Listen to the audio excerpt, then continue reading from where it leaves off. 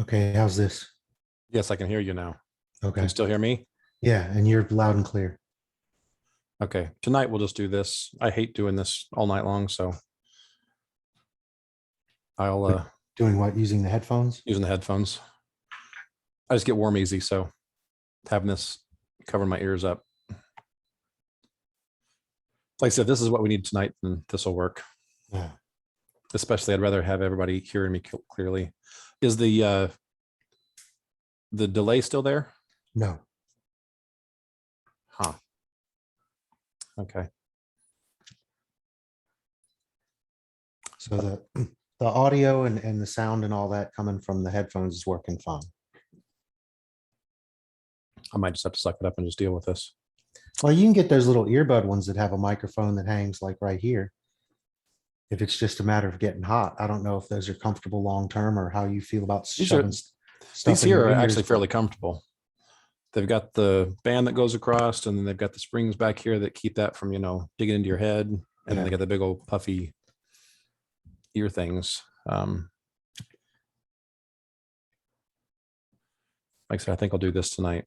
Let me do this. I'm gonna play a sound from my computer and see if you hear it. Okay. Because that's one of the things that I wanted to set up. Okay, this goes over here. Music.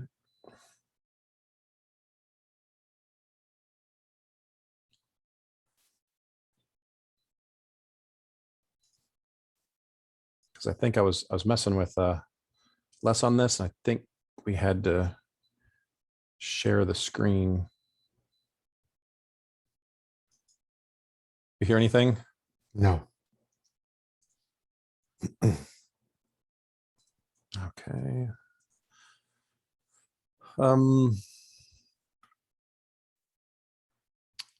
You're gonna try sharing your screen and then play the audio. Yeah. And you know you're recording, right? Oh.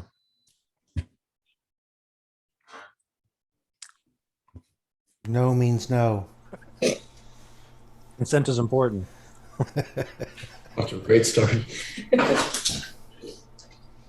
Oh. So everyone here got a background back from me today, right? Yeah. I know I got emails from a couple of you. Okay.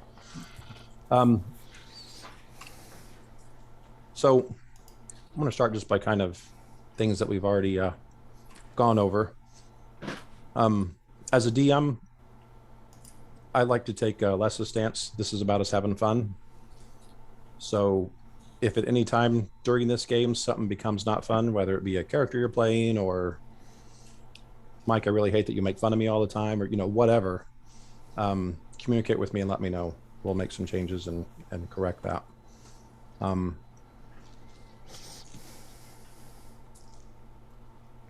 Yes. Close the door, please. Sorry. Family doesn't realize that I'm in charge tonight. What was I saying? That you're going to adjust this game to meet our every need. Right. If we're not getting enough magic items, talk to you. You'll take care of it. Something like that. Okay, that's what I meant. Not quite that generous, but yeah. As long as you have artifacts, I'm in. Your flat broke Full of artifacts. mountain of gold ran on us. Anyone who's game with me know that's my go-to is having people distribute +5 Holy Avengers. So I will say I'm not going to, even though I want it all the time in my campaigns that I'm in, I'm not going to distribute +5 Holy Avengers. So you guys are on your own on that one. Because we can all use them. Right, exactly. So you guys did a really good job on your backgrounds. As I went through those briefly, I got those things back to you. How do you guys want to do your backgrounds? I know some of you submitted to everyone, some of you just submitted to me. Do you want to start this campaign and kind of go over each background with a group, or do you want to organically just have that come up and share that as needed as we role play? I vote organic. But that must be a rule. Whatever floats your boat, Mike. I can do this either way. I kind of put it out there. I'd love to see everybody's, but they don't necessarily have to read it out loud. Mm-hmm. So the thing is, all of your characters will at least know of each other, even if you're not. I know a couple characters are kind of linked, just have, some kind of a previous relationship or a connection.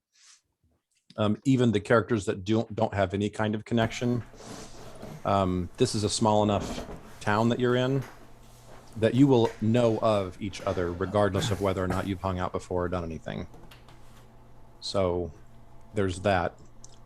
So anything background wise that you want to stay hidden can stay hidden, or anything that's not readily available. But I probably would like to start with everyone kind of introducing their character.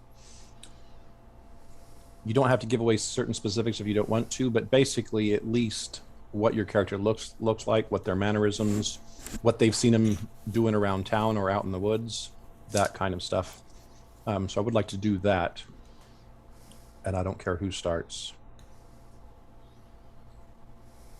What's I? How many of us are there? What's that? 5. I was just trying to figure out how many of us there were. There's 5. It's going to be total 6. Like I said, Kevin will be here. Okay, no one's starting. I'm going to pick on you, Chap. Okay. So Echo is human. Ethnically, he's Kelid. For anybody who is also Kelid, or at least knows what that is, they're a tribal people. They tend to live in breakdown and move camps as necessary. He's about 5'11", 160, 165. Has black hair that is in a permanent state of bedhead. And he is in Fandar. He's one of the healers. Do you spell his race or his tribe? I'm sorry? How do Oh, you spell his? It's Kellid. Had to get a different camera. Kellid. Yeah. I like the spear. Yeah, so he works in, when he first came to Fandar, he worked helping out the farmers with animals because he's pretty good with animals, fairly handy in the woods and in nature. But then when they found out that he had the ability to heal, of course, that's what he ended up doing. So people who get injured, and there are a couple of other healers in town as well, so he's not the only one, but I think he's one of 4. Yes. So, and I would imagine that pretty much everybody knows him or knows of him, at least from that. If you've ever been injured and needed healing, that's probably, he was one of the 4 people you went to. Yep. Any questions? Hey, Chuck, you're cutting in and out a little bit. Am I? Is anybody else hearing that, or is that just me? It sounds normal to me. Fine. I think it might be our Okay. connection, Jennifer. I think the bandwidth is Okay. a little low tonight for Okay. Okay. So And everybody, And I don't have a problem with it. I'll send out his backstory to the group if you care to read it. Some people like reading 5-6 pages. Some people don't. I'll send it out anyway. You can ignore it if you don't. actually, Oh, is this don't send it out yet because I'm going to still adjust yours a little bit. Oh, that's right. Messy bedhead. Constant messy bedhead. Yeah. Yeah, his hair's a rat's nest. So there'll be, on one side there might be loose braids with like pieces of bone braided into it. On the other side it just does whatever the hell it wants to do. Kellids, the tribal people, Kellids, that they're described in the book is when people think of barbarians, that's what they think of. Sort of the fur-wearing, skin-wearing, wild, in the woods creature type people. And he didn't say it, but I will throw out there, just so you've seen around town. Does have an 18 charisma, so he does tend to have a bit of a following. He seems kind of clueless about that following. Oh, that's how you phrase it. But yeah, I was actually surprised when I looked at all the stats in this group. This actually, we've got 4 members of this party that have above average or way above average charisma. So Pretty party again. Mm-hmm. Will make very pretty corpses. very pretty corpse. Yeah. So, all right. Gordon, you care to go next? Yeah, sure. Takeshi, and well, the one thing about Takeshi, How do you say you that? guys might not notice. How do you say that name again? Takeshi? Takeshi? Okay. Right. It's a Japanese derivative name. Yeah. Which he's a kitsune, which is something that you guys might not know. They're shapeshifters. They have a human form that they're very good at imitating humans, but they're actually not human.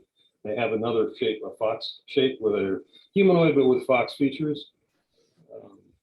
But that's not something. And then, Mike, I wanted to ask you, how common are kitsune in this area, and how much does he need to protect that? Not very, and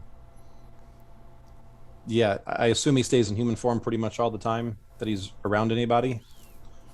So I Right, would yep. say all but anyone who would consider him a close friend probably doesn't even know he's not human. Okay. Yeah, they're not super common, not in Yeah. this area.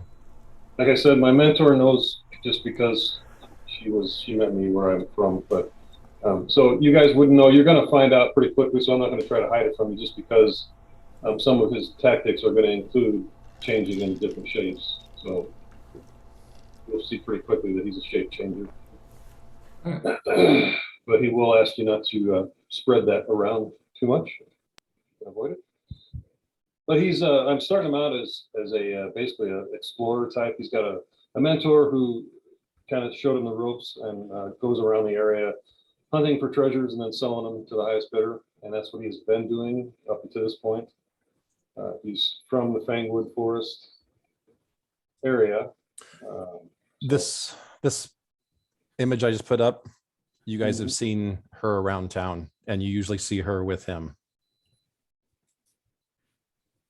Yeah, so we're kind of a team working together. I'm young. I'm only 16. I've got an 18 charisma too, so I'm pretty attractive, easy to get along with. 5'6", 155 pounds. Oh, Here. So that's probably enough. Okay. But yeah, the icon that I put up in front of everybody, that's you. Those of you who are social, you would have seen. It's Nanette, right? Right, Nanette. Nanette, you would have seen her around town. She's also a Kelid, Chuck, so you might have more relationship with her than some of the others. He does. But yeah, you've seen her around town. She seems pretty competent. And yeah, she usually has, and I'm going to mess this up. Is it, say the name again? Takeshi. What? Takeshi. Takeshi. Yeah. You will see Takeshi usually in tow when she's around. But yeah, they don't live here in town, but lately they've been frequenting town. So they stay a lot at the inn. So any of you who frequent the inn would have seen her, and she's pretty easygoing. So it wouldn't have been hard to get to know her if you guys wanted to.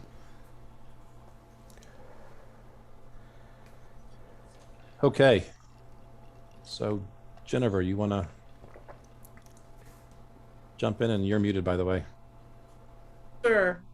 My character's not fleshed out all the way, I'll be honest. I'm having a hard time balancing my work and my private life, but basically she's a tiefling witch, and her family was all human, completely normal. She's just kind of a throwback from previous generations.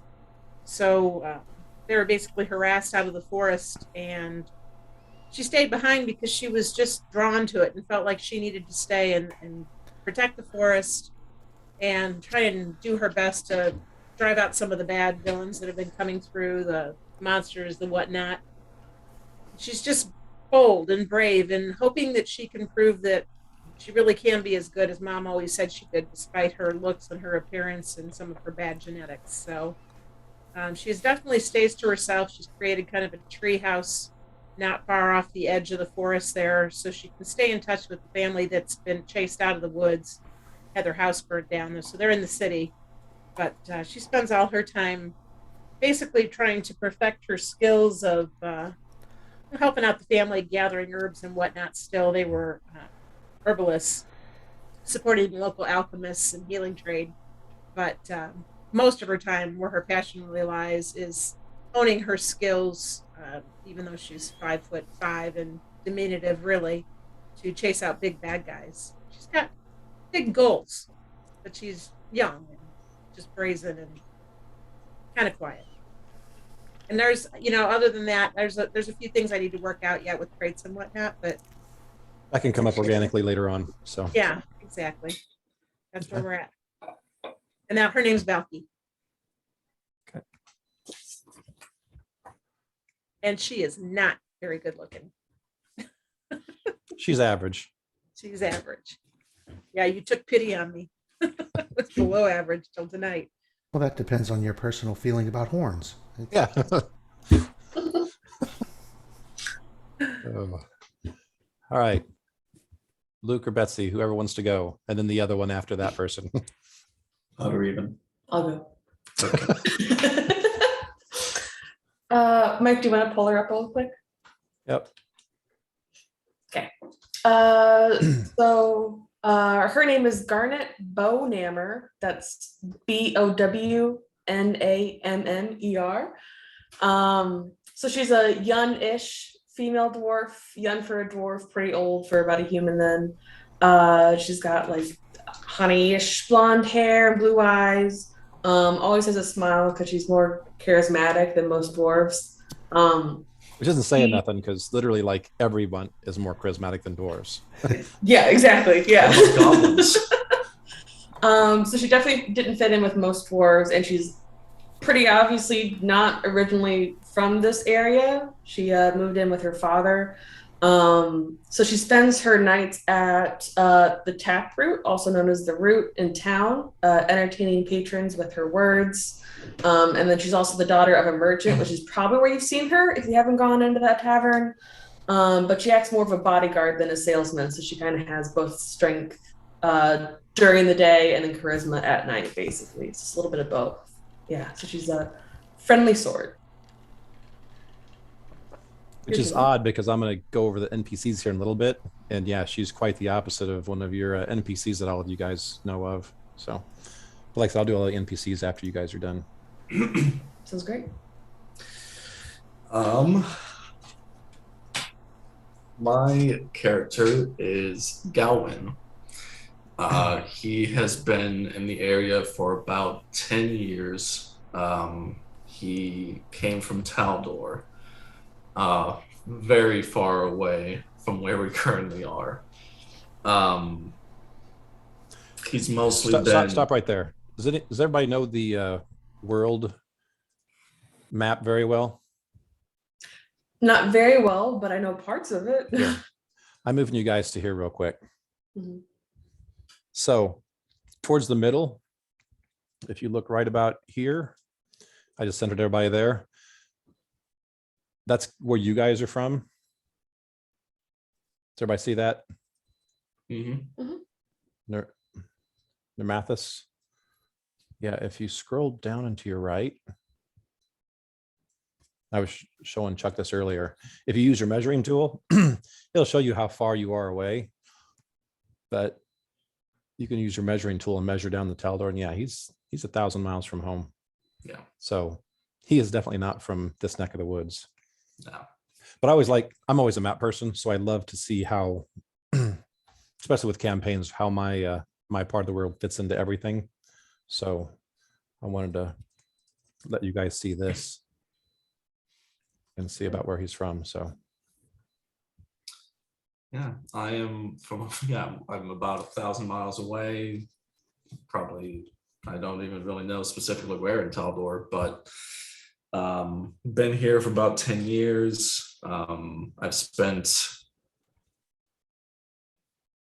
don't know how much of that time helping out the guards whenever they've needed help, or helping out Garnet with her and her father whenever they're doing something, or talking to one of the people that is currently not here.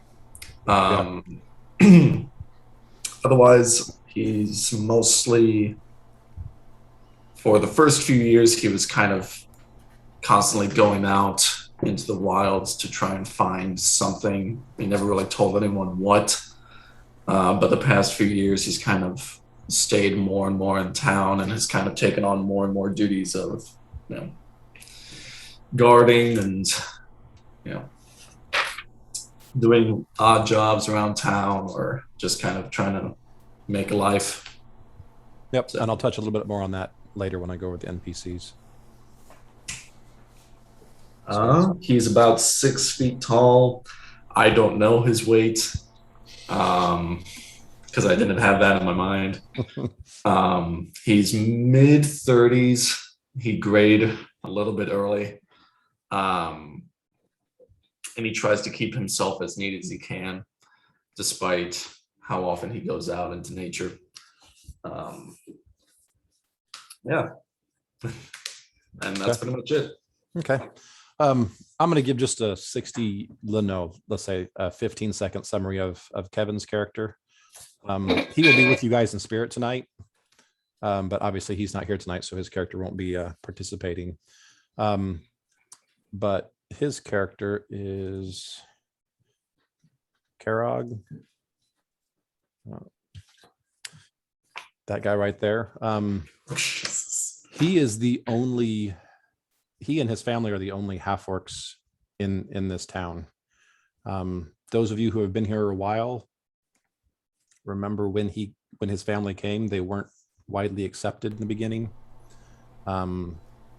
But his father was part of the guard, and after getting grievously wounded while basically defending one of the farmsteads on the outskirts of town, that kind of changed. And ever since then, they've kind of just been, they're the only half-orcs in town. But this character here, he's kind of following his father's footsteps, and he's been, ever since he was probably 16 years old, he's always been a strong lad, and he's always been angling to get back part of the guard, which is what his dad did. And so you guys will see him around town. Typically, he's one of the few permanent members of the town guard. But how old is he? Probably late teens, early 20s. Oh, Jesus. Yeah, he hasn't been here long.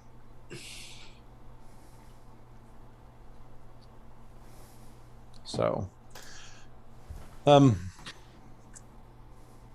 going to come back to the NPCs in a little bit. I want to introduce you guys to town first. So, this is the town that you guys are from. I'd probably jump down to about 50% on your scale, just so you can see kind of the whole town. You see the bridge up north goes across the river, leaving town. This bridge is the only bridge along this river for 6 or 7 or 8 miles either direction. And this bridge is really the reason that this town exists. I don't know if you can see right here. You guys see where I'm pinging? Just to the left of the bridge. Recently, the bridge has been here for hundreds of years. The bridge has basically had some maintenance issues, and so the town put out to bid basically someone to come in and fix the bridge. One of the NPCs that I'll go over later, she took the job, and she's actually had Luke's character helping her. That work was going along for the first few months, and then it just stopped. And so as far as the town knows, there was some kind of complication with the work on the bridge, and then there's some renegotiating going on. But everyone knows that, okay, they started taking the bridge apart to fix it, and then they stopped in the middle, and it's just kind of been stopped ever since. The NPC that you guys are going to find out, if you look towards the south of town, there's the Feyendar Trading Company. There's a gruff dwarf, female dwarf, that runs that, and she was the one that was tasked with working on the bridge. And like I said, if you guys were here during when the construction started, you would have seen Luke's character kind of helping her out, being kind of the muscle as they're moving stuff and working on the bridge itself. The only things of note in this town are towards the north. You see the Taproot Inn. It's the only inn in town, and you can tell if you're a local or not because no one that's local calls it the Taproot Inn. It's just the Root. So the locals are just referred to, hey, let's go to the Root. That's kind of how they refer to it. But yeah, that's the Taproot Inn. I'm gonna flip you back to the other page because there's a woman named Jet that runs that.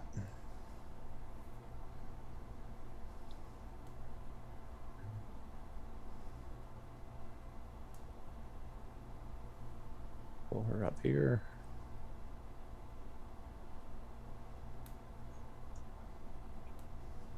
Okay, you guys see that? Mhm. Okay. This is Jet. Jet currently owns the route. The route it gets a new owner probably every 2 or 3 years. Either there's some scandal, money goes missing and someone loses their butt, or there's a downturn in trade and something happens. But for some reason, no one's ever owned the route for long. Like I said, usually a couple years is all it's got. So Jet's the current owner. She's probably in her early 30s, single, very, very outgoing. She seems to be doing pretty well with this particular build of the route. It seems to always have people there. It's pretty popular. You will see anyone who frequents this at night. On some of the nights where Garnet's in town, you'll see her in here. Garnet spends a lot of time in here just telling stories. Garnet sings too, right?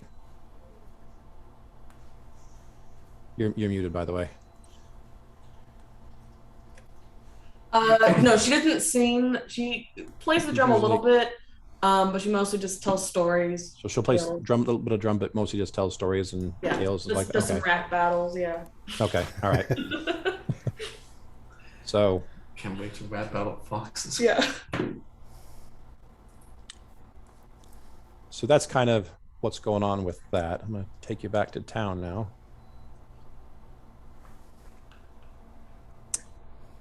Okay, so Taproot. We'll go clockwise. The next building is Oreld's Fine Shop. He is one of the 4 healers in town. Now, he is the only healer in town that does not use magic. His is solely herbs, herbal medicine, potions type things. And so he's got his little shop, but a lot of it's little trinkets. There's a pretty heavy herb inventory there. You guys probably have rarely, if ever, seen Jennifer's character in town, just because she kind of keeps to herself. But if you've seen her in town, there's a good chance you've seen her here. Yeah, this guy, like I said, he's one of the healers, doesn't use magic, and a lot of people, he turns them off because he's kind of getting up there in age, a little crotchety. Doesn't put up with people's crap, and so he's rubbed a lot of people the wrong way. But he is one of the healers, so a lot of people just accept that and move on.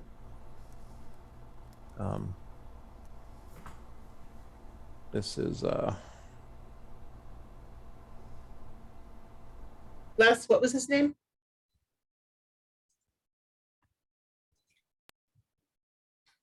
Vane. This is his first name. Say less. It's always less. So there he is. Oh my God, I'm so sorry. So I heard less, but I knew I who did you were too. talking to, so I didn't say anything. This one has hair. For a second, I was No. like, wait, is Les here? Did I miss that? No, no, No. man, I'm sorry. Jeez. No, Les is always her DM, and I'm okay with that because Les is a good DM. Mhm. But this is him, and like I said, he's decent enough as long as you're organized. Don't you stay off his lawn, all that kind of stuff. But yeah, he can be kind of crotchety. Let's go back to Looks very British. yes, he does. Very British and German at the same time. It's weird. That would be crotchety. Yeah. So go down to the bottom. You've got the Fedar Trading Company. This, and I'm going to put you back here quickly so you can meet its lovely proprietor. And there's no sarcasm at all in that.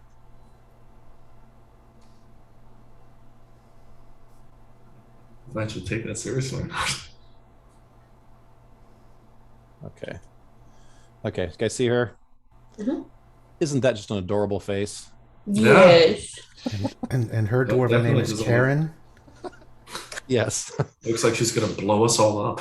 Well, she's got the Karen cut, so I'm guessing she wants to speak to the manager. She probably He is the She's the manager. Oh, yeah. She wants to speak that's to the mayor. That's even worse. She is the that's manager. that's not good. Her name is Kinning Blondebeard. She showed up here. Actually, whoever said they've been here for about 10 years, probably about the same time they did. She is from the Dwarven Citadel that's down south. It's probably about 30 or 40 miles south of this town. She is probably the only person that is probably harder to get along with than Vane. She's kind of gruff, but she is fair. And like I said, running the trading company, that's kind of what you're looking for. She also does some blacksmithing. So any of you who are martial types that have, needed something repaired or fixed in town or just needed a new weapon, you probably went to her to get it. And like I said, this is the one that took the job to repair the bridge that's going out of town. You guys are assuming just because the majority of that bridge is stone, and she was one of the few dwarves in town that's actually, good at crafting. So she kind of got that by default. But like I said, you guys know that something happened and the work has been paused for several months now. Okay, flip back. And the last one, over the left-hand side, you got the Riverwood Shrine. This area is pretty heavily into any kind of nature god or goddess. That being said, Sarenrae and Desna, probably those two deities probably account for 80% of the religion in this town.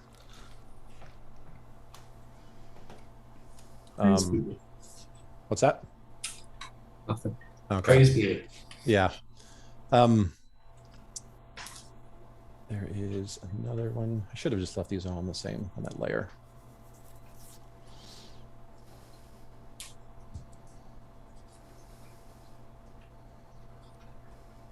So any of you who've gone to the shrine for either worship or needing to see one of the healers that actually uses magic, you would have seen this bubbly young woman. Her name is Rhina. She's one of the two. What's that? How do you spell that? Rhyna. It's her and an older gentleman that take care of the shrine. The older gentleman is also the last of the four healers that we've talked about tonight. She's only been here for a couple years, and it's not said out loud, but the assumption is she's kind of here and she's kind of being groomed by the old guy to take over, because he is getting up there in years and won't be doing this job much longer. If you guys ever meet her out on the street, she is amazing to be around in small doses. She is just the most attentive, most polite, most positive individual you'll ever meet. Now, if you had to spend, 4 days with her, and any who have would say, okay, that rubs on me, that kind of gets old.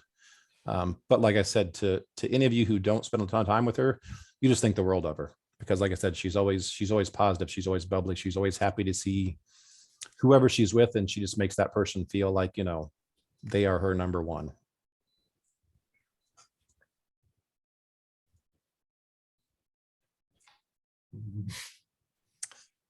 And then I've got one last NPC to introduce you to, and then the boring stuff's over. Well, kind of. Luke, the player, does not trust that cheerfulness. Do you guys see this one? Mm-hmm. Okay. So this one's Auburn the Green. If you're taking notes, it's Aubrin. She has been in town for a while. She frequents the tavern as well, the Root. she kind of does a lot of administrative work around here. Everyone knows that she used to be an adventurer. And those who have known her more than just seen her across the way has seen scarring, not on the eyelids around her eyes, but actually on her eyeballs. Those who know her pretty well know that she does not see very well at all, and it has something to do with her adventuring days. You think whatever happened to her eyes is what stopped her from adventuring. If you've ever called to her from across the street or whatever, you get more than about 20, 30 feet away. She doesn't seem to see you. She can hear you, but like if you just pass by 30 feet away and wave, you would have noticed she didn't even acknowledge that you were there or that you waved at her, and she would have just kept going. So she's got a problem with her eyesight, but everyone knows her. She's kind of on the same level as Garnet, but she lives here. So when she's around, people like to be around her. She tells old, war stories of, when she used to adventure. And she's also she basically was a ranger. Everyone knew she was a ranger when she came to town. Since she's been in town, she's not been shy about the fact that she's converted and she's become an aspiring cleric of Caden Kalian. Saw the tankard necklace.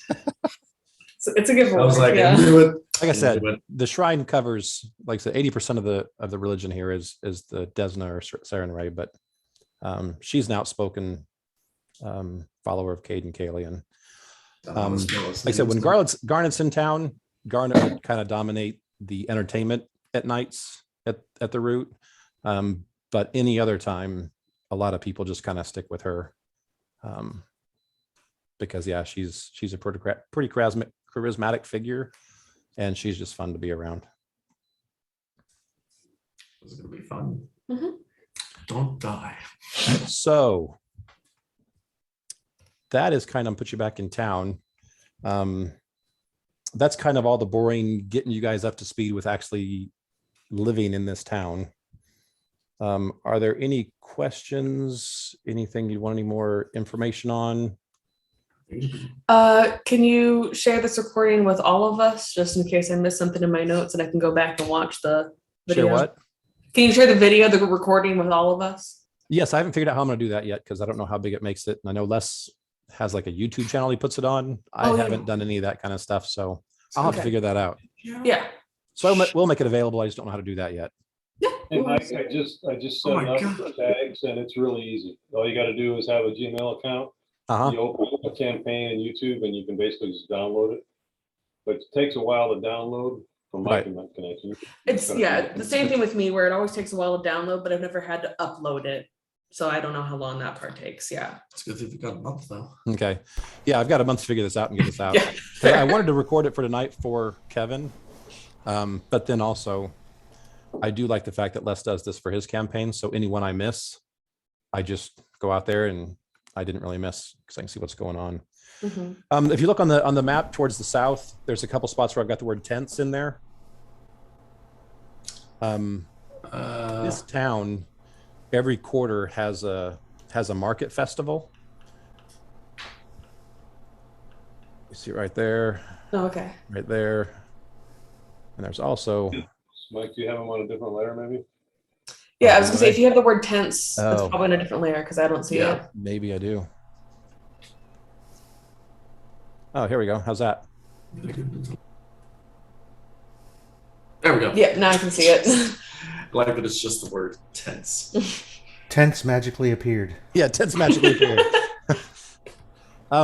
Wizards show up out of the forest. So We're under attack by a carnival. by a bunch of tents. Every quarter, this town has a market festival. It's an excuse for some mild partying.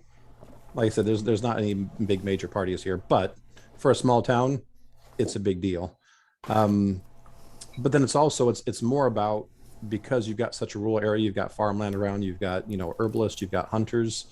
Once a quarter, a lot of people just come in with their wares. and it's kind of a trade fest.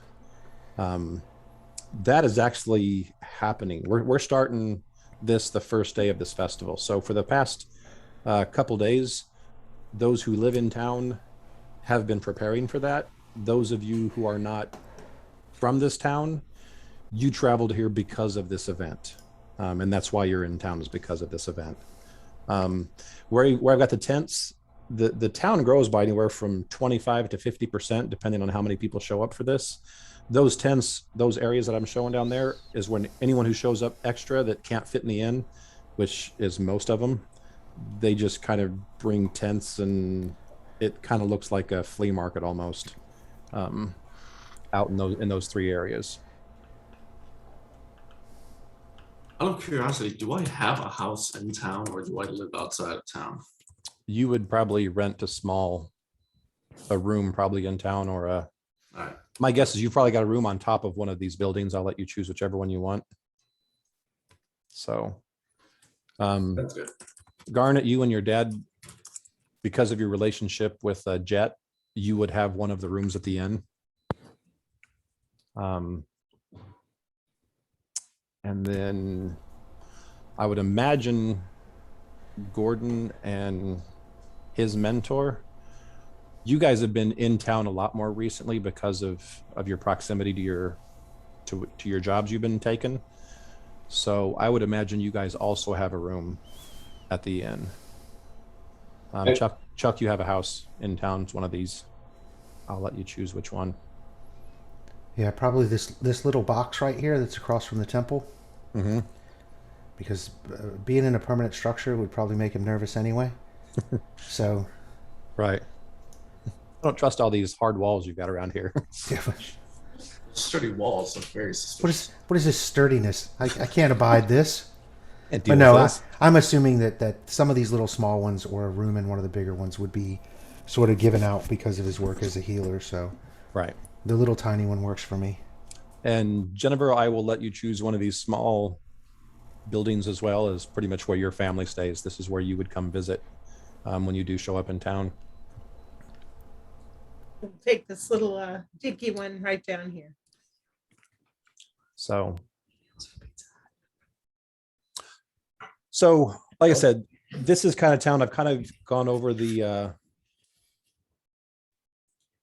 NPCs, the town.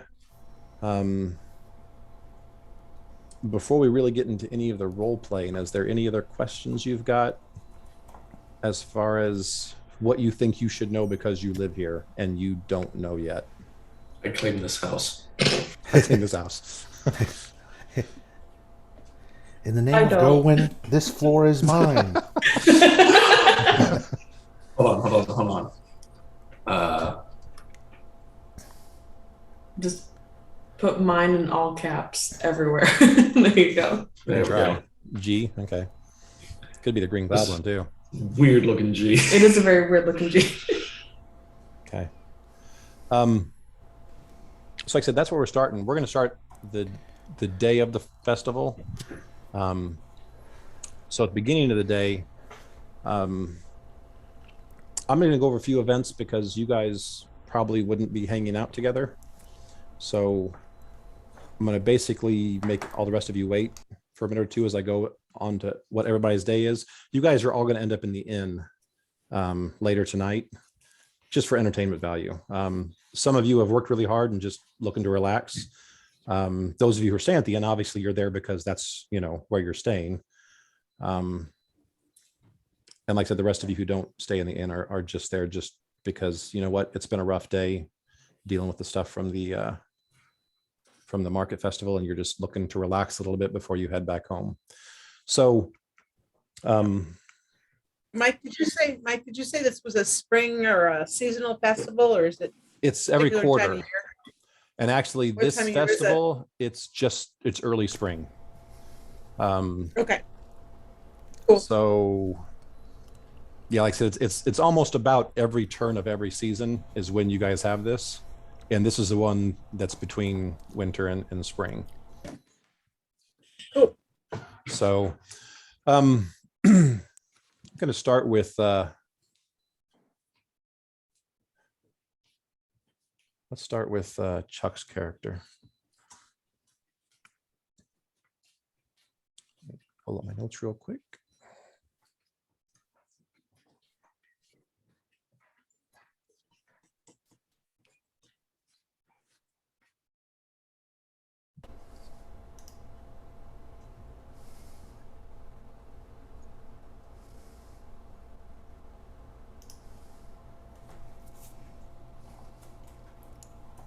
Okay, so Echo woke up this morning in his house.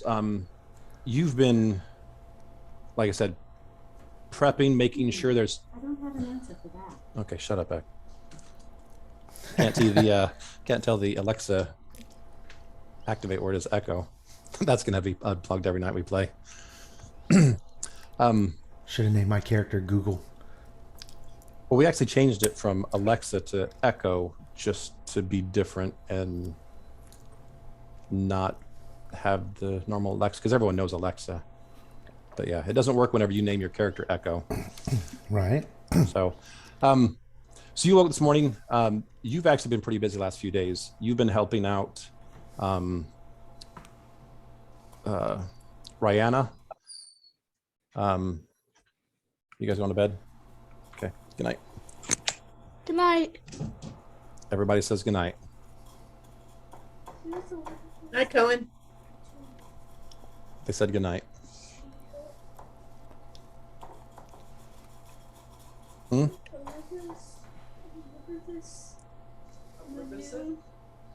That's Betsy. That's Don's daughter. Yeah. Elizabeth is different. Yeah. Elizabeth. Yeah, that's not it. Close. Okay. Yeah, Cohen thinks you should change your name to something he can pronounce. No. I'm fine with that. Okay. Good night, kiddo. Because that's the stuff I'm using. So go on. Come on, son. Why is there two Gordons? I will answer all your questions tomorrow morning. Go on. Your dad changed his name to Don to escape Yeah. questions. Right. And that didn't work out. And it has failed. And it's failed miserably.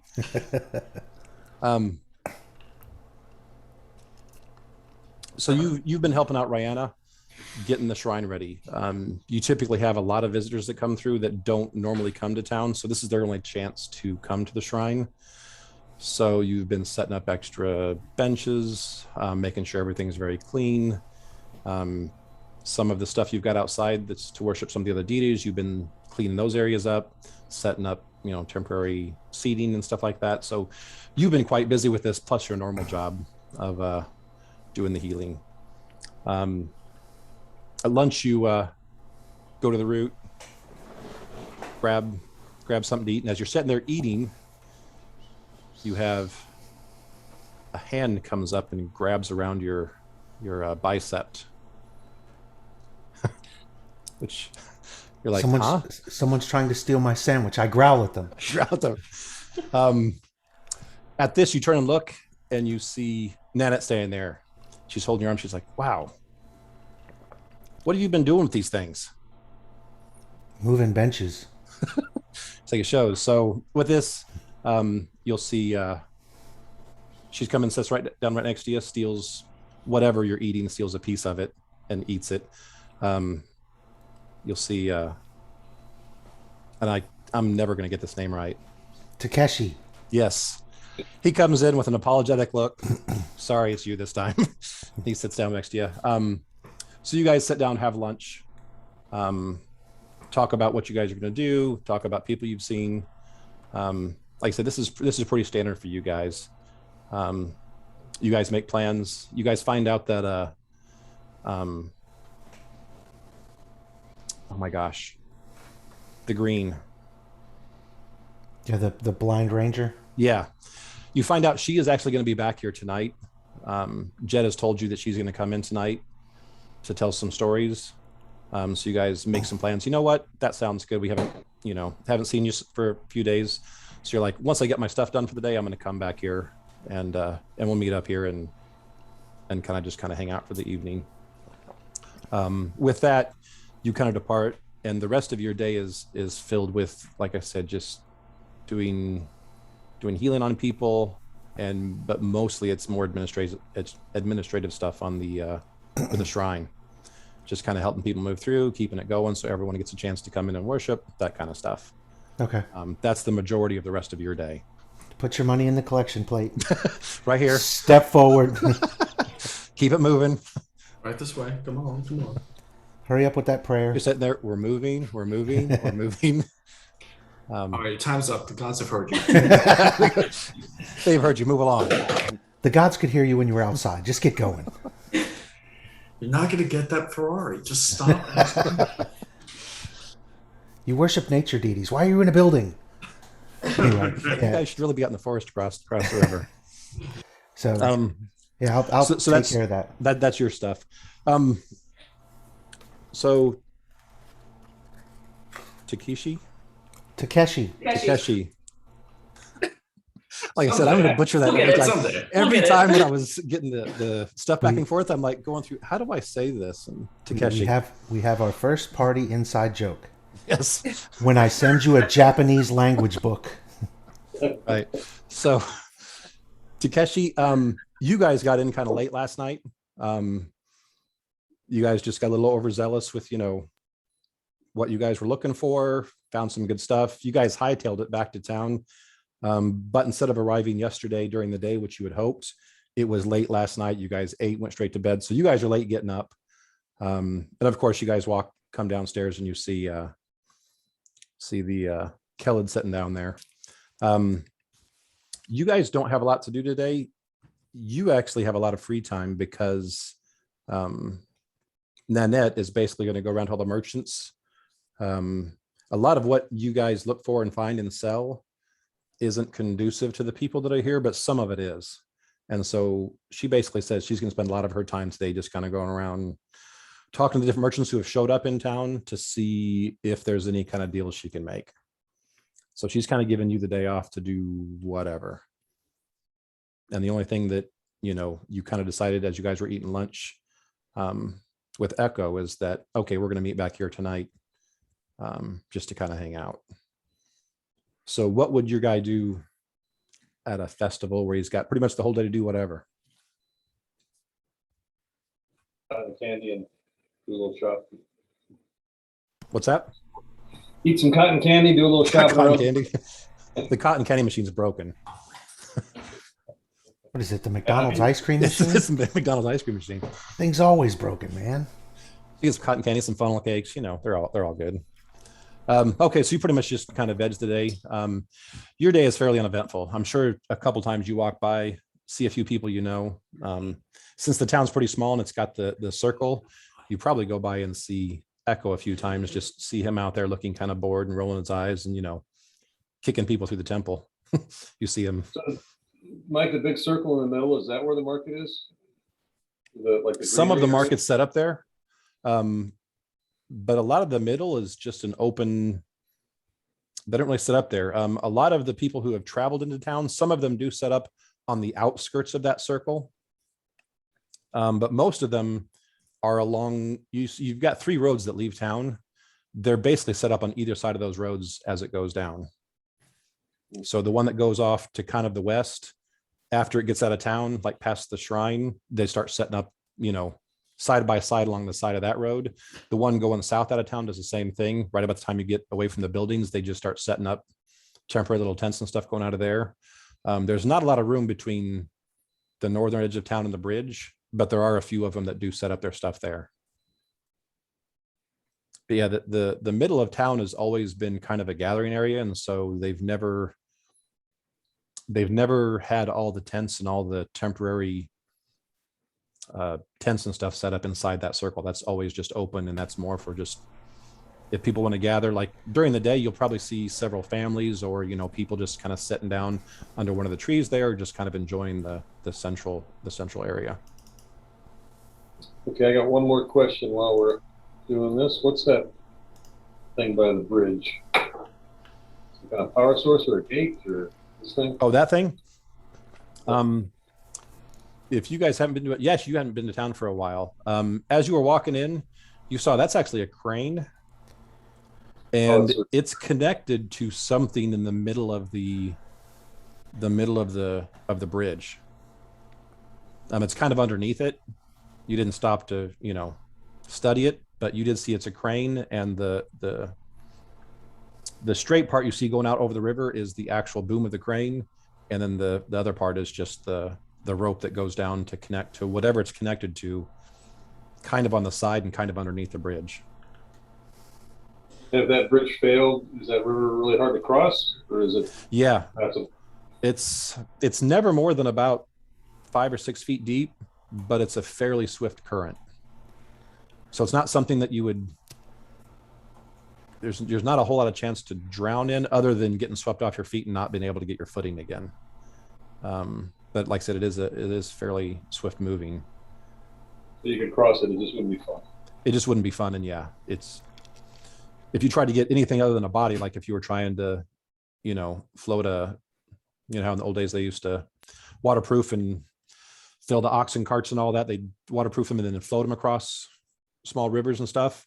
You'd have a heck of a time doing that here, because the current would very quickly grab whatever is on there and send it downstream. How tall is the bridge? The bridge is about probably 6 or 8 feet off the water, so it's not super tall. And depending on the, they've got 3 different maps for this game that show the bridge, and every single one of them has a different length of the bridge. So there's a map that shows the bridge being like 80 feet across. There's a map that shows the bridge being like 125 feet across, and there's one that shows the bridge almost a mile across. So I'm going to say it's probably closer to the 100 to 200 foot range is how wide the river is here. But yeah, it typically never goes more than about 6 or 8 feet over the water. Because like I said, this isn't a deep river that you would have, trading ships and stuff going up and down.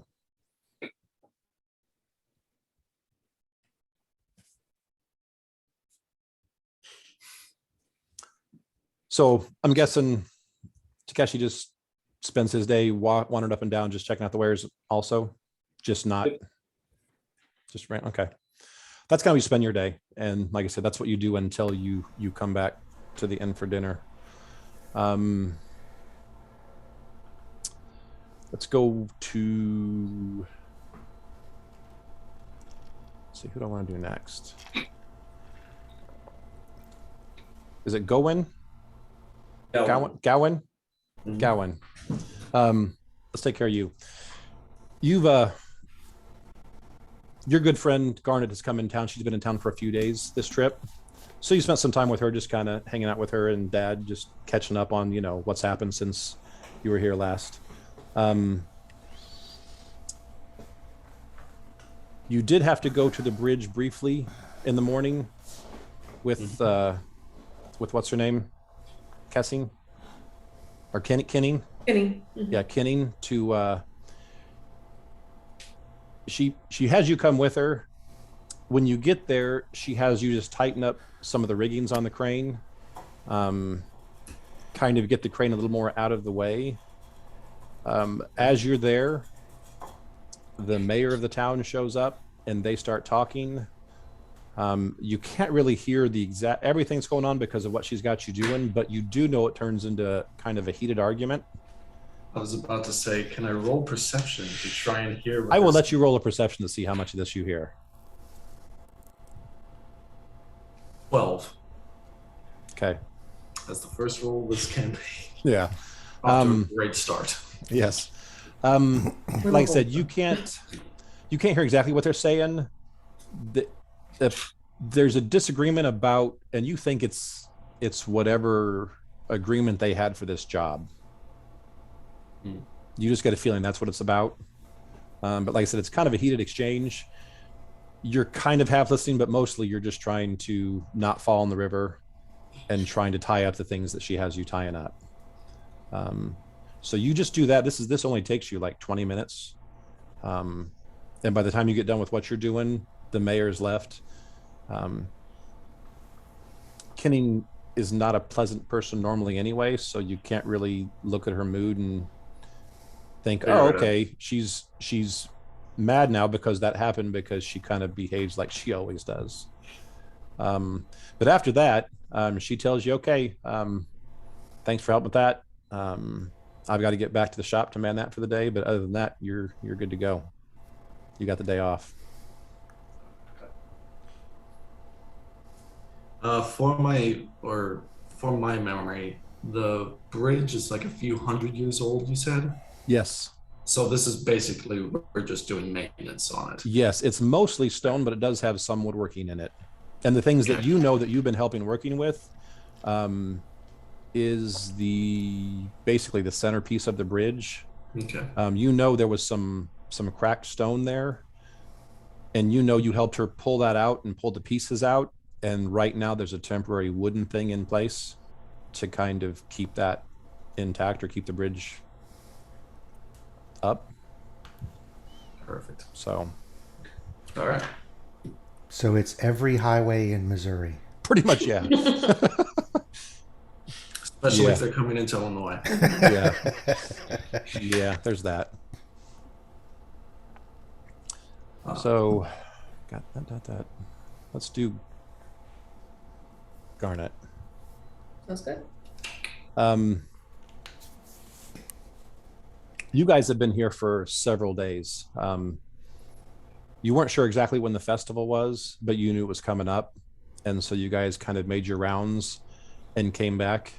And your dad kind of told you, you know what? We're going to be there for the festival. We're probably going to stay for a week or so. I've got some stuff I want to help Kenning with. And then after that, we'll be leaving to head back out. It kind of depends on what we can get in the festival. If we can get some things that we know we can sell elsewhere, then obviously we're going to head there. But you've kind of been given the same thing as a lot of these other guys have. Hey, you did a great job getting us here. You know what? You deserve to have fun. So you don't get to kind of hang out and be around a bunch of people when we're on the caravan. So I'm giving you a week or so to kind of go have fun, do your thing, and then we'll be back to business as usual here in a week or so. Okay.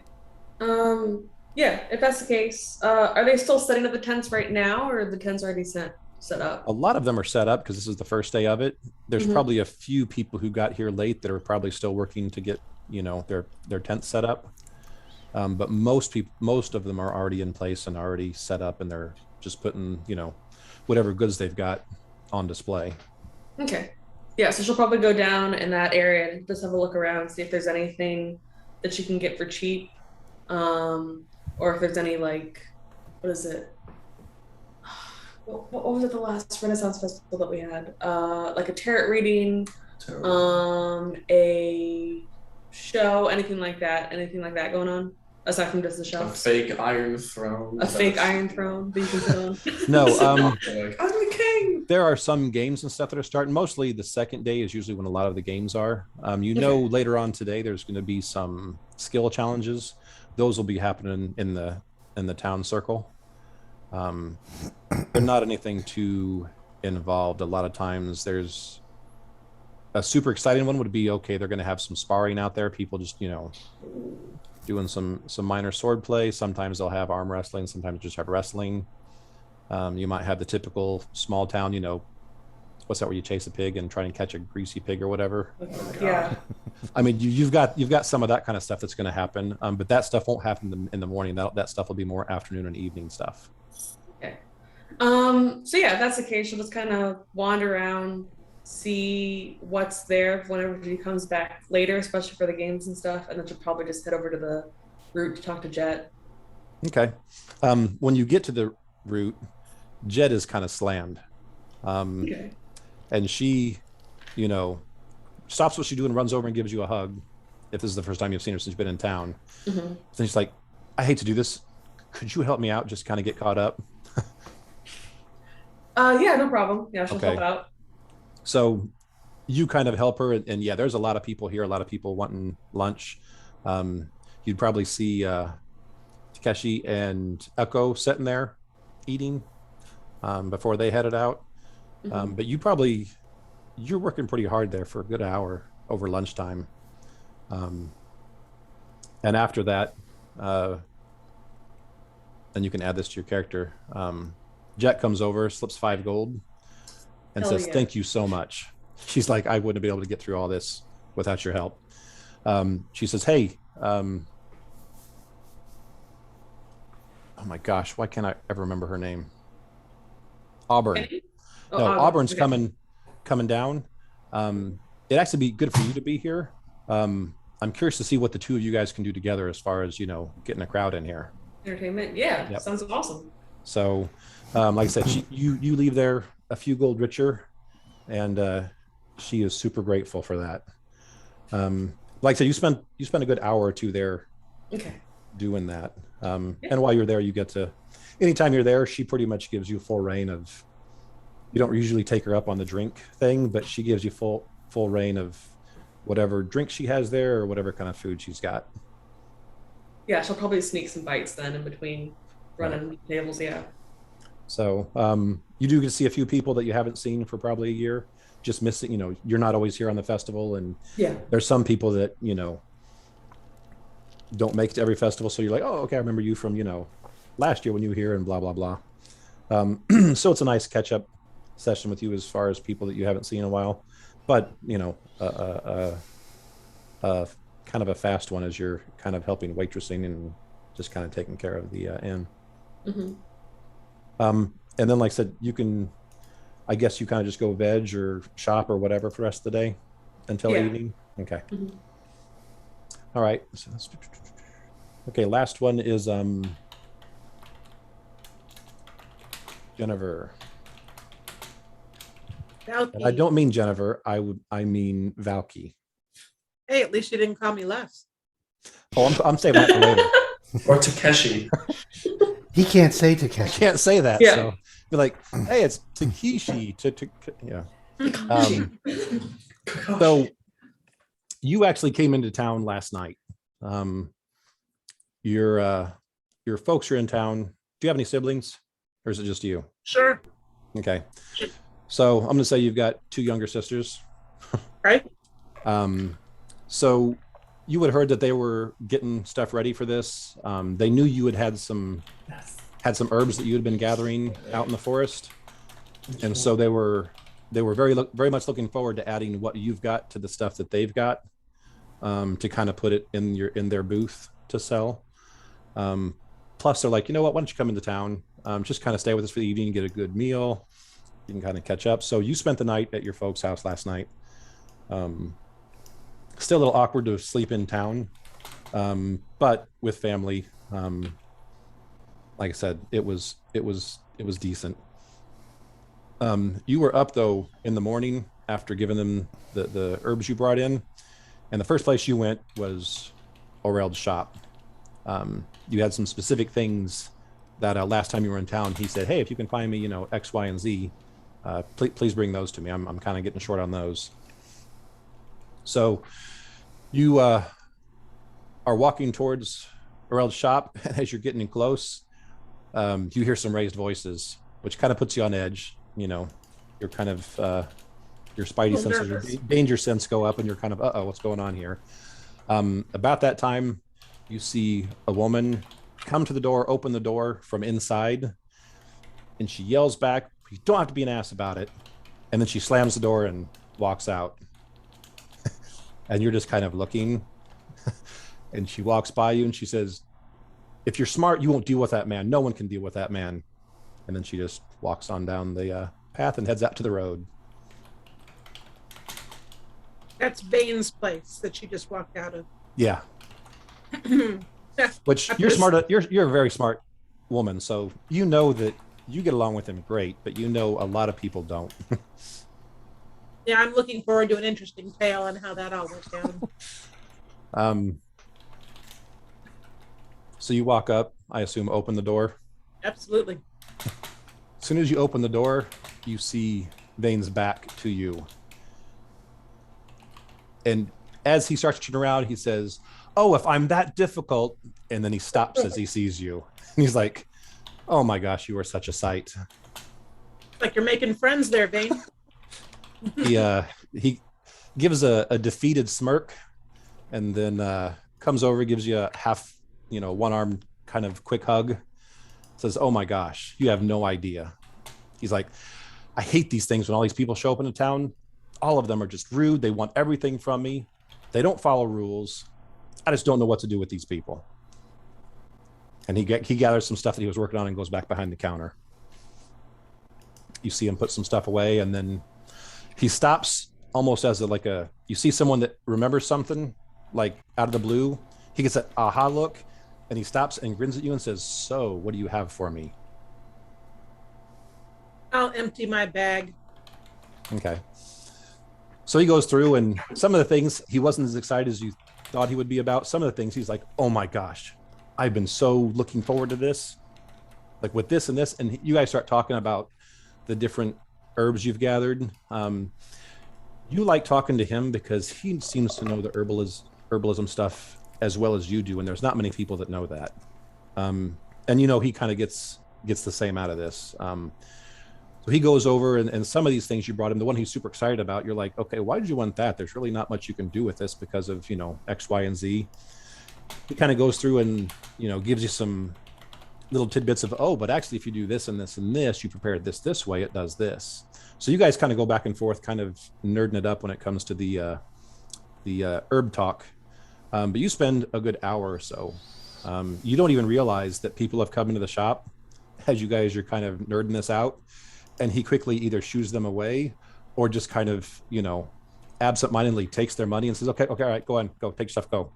And you guys keep going. And like I said, you nerd this up for a good hour or two talking about the herbs. You kind of telling the stories about, "Oh, I found this here and I found this, and I think I might be able to get more, every so often, blah, blah, blah." And so as nerve-wracking as it was being in town all night and just being around this much people, for an hour or two, you completely forgot about that. And this is just, you're in your element. This is home. So after that, you kind of go through, after everything you've grabbed, you grab some stuff from him as well. Because like I said, you know how to use this stuff, and you're like, "Oh, okay, actually, if you've got any of this, I could use that." After you trade back and forth, you end up a net positive 10 gold pieces from what you've gathered, so you can throw that on your character. Yeah, he's very grateful to you. He says, "You know what? If you ever do decide to move into town, I'll expand my shop and you can come work with me."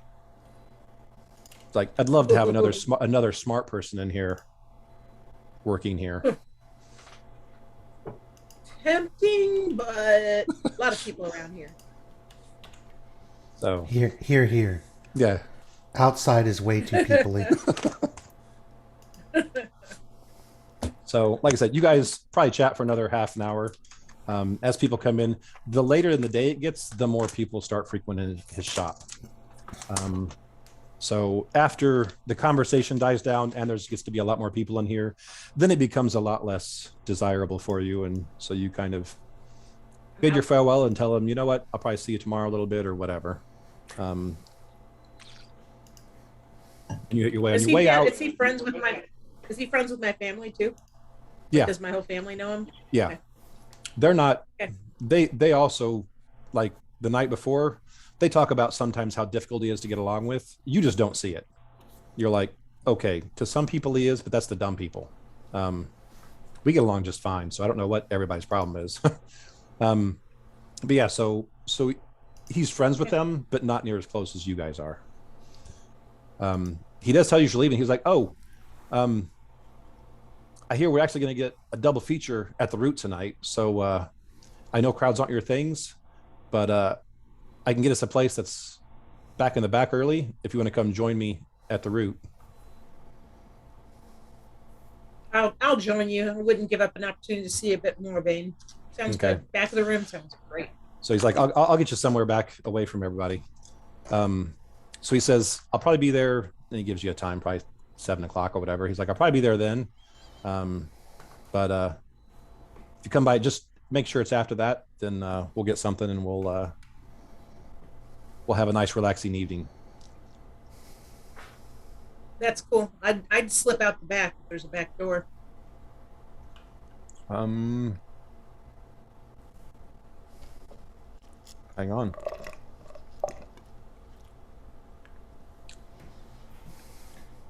There is not. With a big enough axe, there's always a back door. Right. Okay, so I just kind of slink out on the Yeah, down slink low. out. Okay. Yep. Do I have the data myself as well? So yeah, like I said, you've blown a lot of your morning there.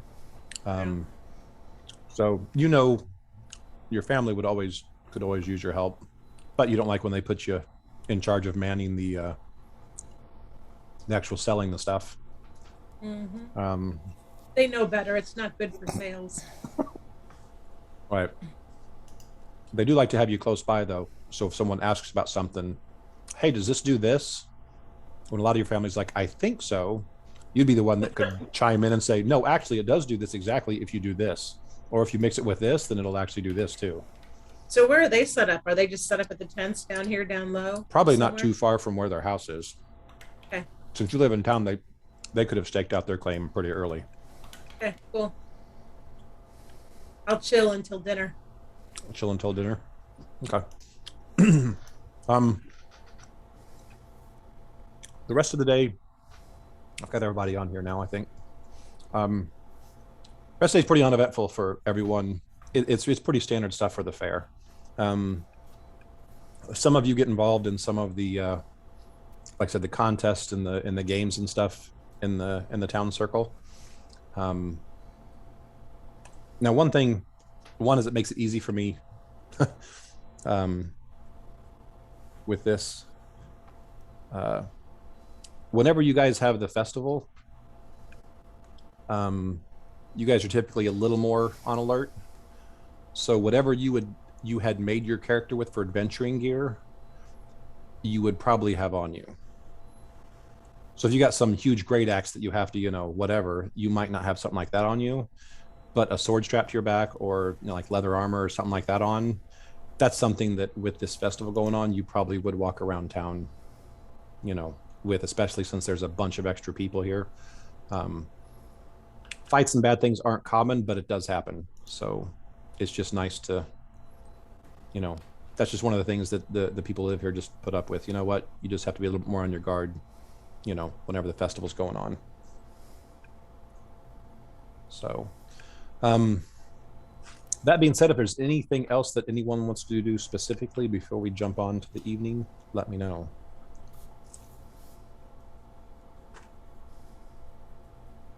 I'm good.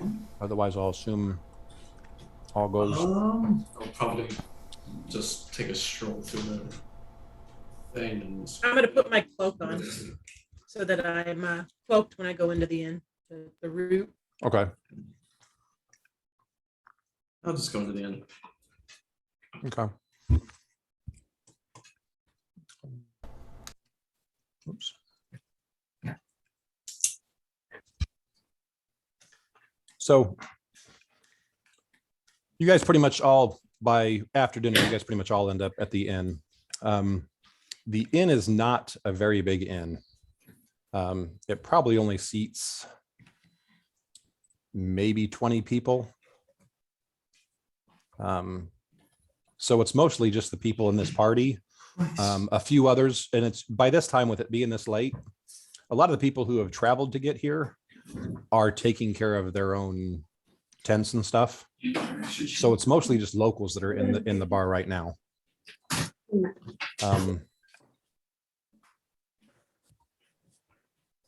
me take you back to this for a second. Now I got some flavor text. So like I said, you guys are all in there.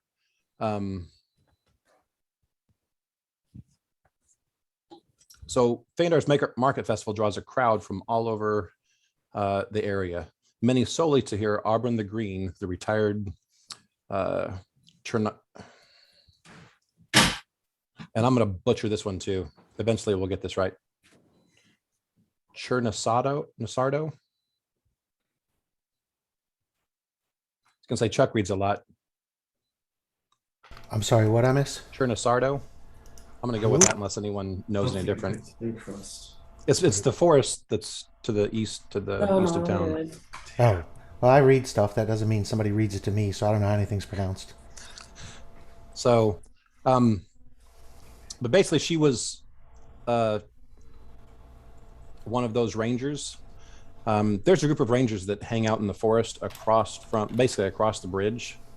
They're kind of an elite group. They kind of keep the peace in the area. They definitely protect the forest in the area.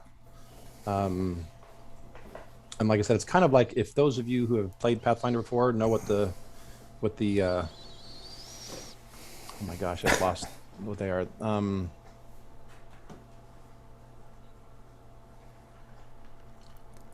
I forgot their name, and there's no one here for my Friday night campaign that can come in and save me. There's an elite group of like treasure hoarders and treasure hunters. Actually, in D team, what were we, Chuck? In what team? D team. Looters? Back there was it's not a Pathfinder society, but it's the old D team that had a llama in them. Before they started working for the merchant, we were all members of this elite group. Oh, Mercenaries? Hold What's on. that? Different. It's a type of society in Oh, Pathfinder. mercenaries was what I suggested. It's ah, I want to say the Pathfinder society, but that's not right. Gordon, you still have all those notes? Yeah. Okay, well, that's not as important. I thought I had that on my brain. Basically, these rangers are a group kind of like that. In game terms, they're all probably 2nd to 5th or 6th levels, so they're definitely more competent than most of your typical commoners. And like I said, they protect the forest, they protect the area. They're very obviously they're all pretty much rangers of some sort. Most of them are actually ranger class, so very much at ease and at home in the forest. But anyway, Auburn used to be one of those before she turned into a cleric of Caden Kalian. So basically, a lot of people are turning out to see her, especially a lot of the locals, because she's going to be there, and Garnet is also going to be there as well. So as you guys get there, there's all kinds of shouts, and those of you who are coming into the bar, there's shouts, there's lots of loud laughter. And then those carry on through the night, warmed by the firelight after a long day. And levity comes as a welcome reward, though. Rough earth sounds of from the rough earthly sounds of the riverside trade town. So at this point, you guys are listening to Auburn, and she says, "So there I am, thinking, when will I ever be able to talk to a bear again?" So before the grizzly bear can stand back up, I turn to it and I say, "Look, all I need is the honey. You can keep the bees." The whole room, when she says that, erupts into laughter. As her story takes another turn, she stops and says, "But it's fine now. All's good. She named a cub after me. Someday I'm going to have to check in on the little, oh gods, that's way too many bees. That's way too many bees." And with this, the crowd roars again and starts laughing. So after she finishes the story, the different members of the crowd share their own boast and jokes, and eventually someone tops off Auburn's tankard and pushes her back to the center of the room. All right, don't shove," she slurs a bit. "Okay, Kalian, strike me down if this isn't true." At this stage, right as she says that, the front door explodes. None of you guys are close to the door, but you see several people get shards of wood slung into them. There's lots of screams from the front door. As you guys recover from the shock of what happened, you see a ballista bolt has come through the door and has struck Auburn and pinned her to the wall, basically pinned her through the top of the shoulder to the wall behind her.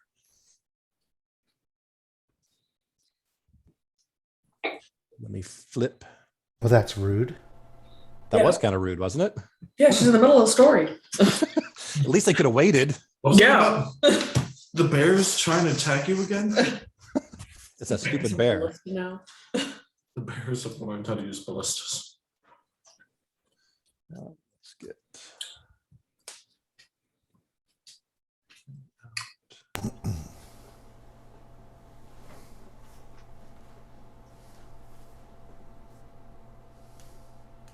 Where'd the arrow take her? The bolt, where did it take her? Like, where is she pinned by the arm or by High in the stomach? shoulder. Shoulder? No. It's through her shoulder, but it's right at the top of her shoulder. So nothing necessarily vital, just like It's a ballista bolt. nothing vital. You know, in some shows, someone can get their heart ripped out and they're still living. So Certain shows you can get a I hope that a show works fist for punched us. through your stomach and you're totally Yeah. fine. You know? She didn't need that artery. She'll be fine. Yeah, She's got others. totally fine. this is a magic world. We can make a new artery. It's fine. Make a new artery.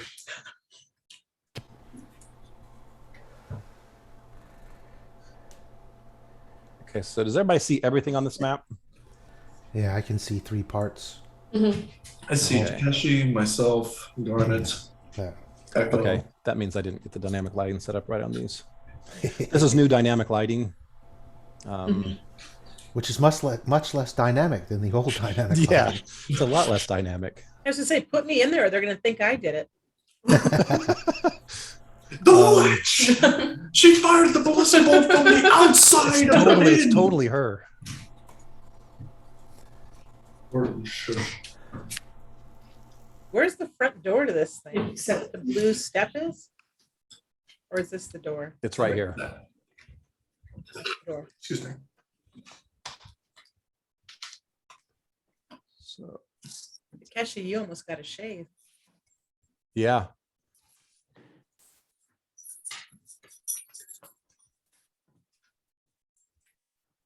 And where's Auburn then? Is she back here by Yeah, me? Yeah, That's some weird things. I should have actually had to go on the correct layer, but I didn't. So, What's the bartender's name again? Jet. Thank you.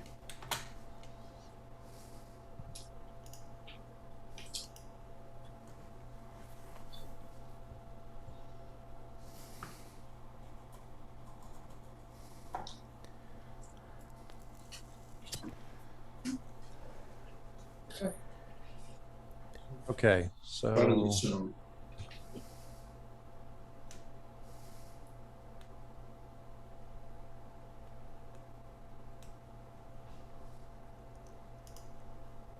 the only one that's 12 is the barbarian.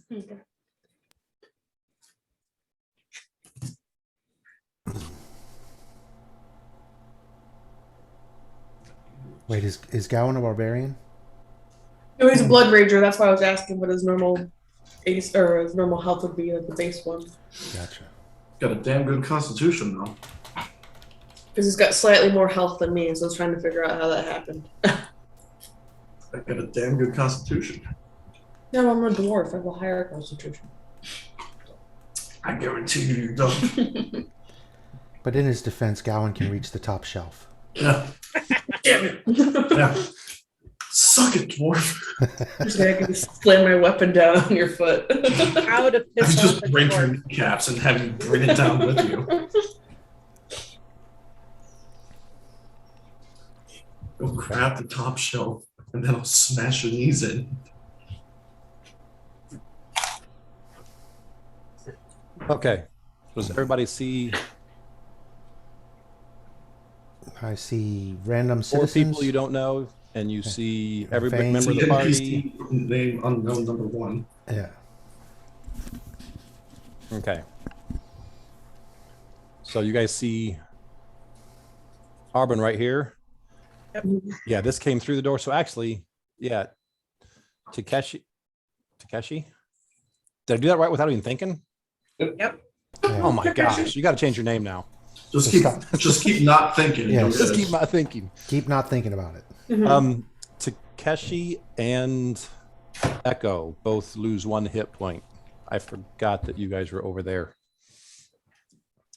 Basically, you guys take 1 hit point worth of damage as the shards of the door just kind of splinter into you. So you've got cuts, little small abrasions and stuff all over you as that door exploded.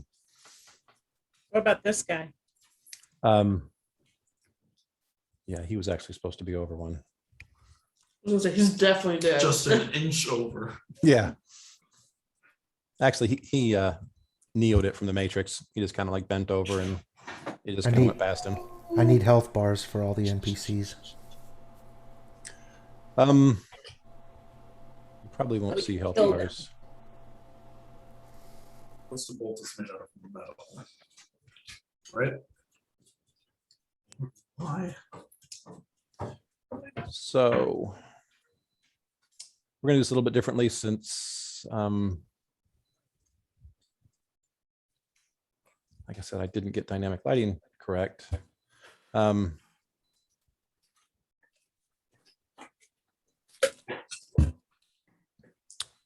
So everyone sees this, but technically maybe Echo is about, actually Echo and Valky is probably the only ones that could see outside and see what's going on. Like I said, after the door explodes, everything instantly stops.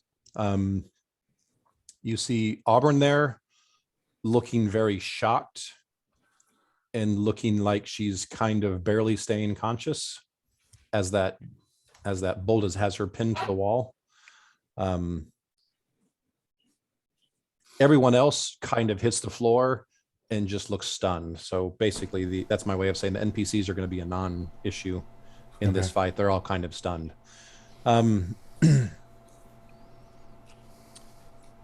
This time, these guys come through the door. Everyone sees two hobgoblins. These goblins have blood already on them. And they come in telling everyone to get on the floor now or you die. And they're doing this in very broken, barely common. I need everybody to roll initiative. Let me get the initiative chart up. Oops. Sorry. Okay. You can change that to the first one if you want. I just forgot to click on my icon.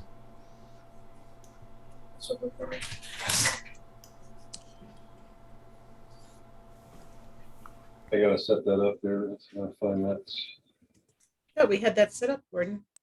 I thought we No, I did. haven't. Let's Oh, I'm see. thinking about your game. Let's see. Old school. Initiative.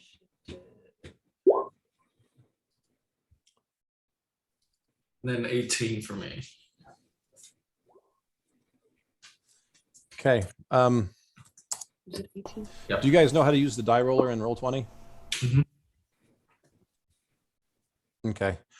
I meant to start before we started to talk about macros and that kind of stuff, but I'll do that. I'll stop a little bit early and we'll do that at the end. But yeah, do the die roll, use the die roller inside here. That way we see and we have a record of what was going on. So 18.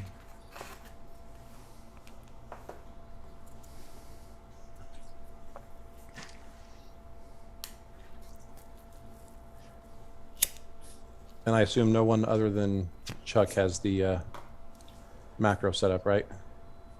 Correct. Oh, Yeah, I don't. Yeah. yep. I just set mine up, but Okay. that's a lot worse roll than the first one, so I'd rather keep the first one if you don't mind. Okay. Then I will add.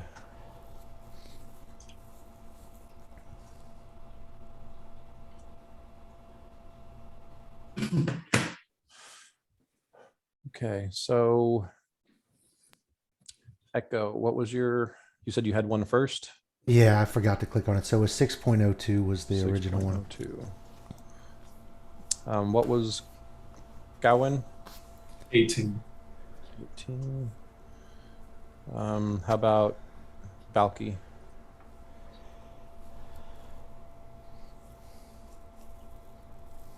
I'm sorry. Say that again. What was the question? What was your initiative? 16, I believe. 16. Okay. I tried to share that with everybody, but it just does the formula. It does. automatically. Yeah, you can't. When you try and do that, it either wants to do it or it doesn't share it right. All right. We'll talk about the end, and then I'll send stuff out afterwards. Garnet, what was? Mine was a 13.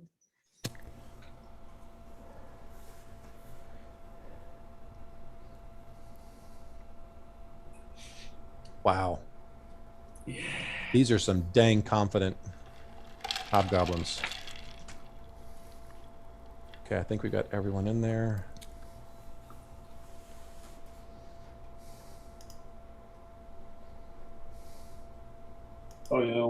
obviously have the wrong thing in there.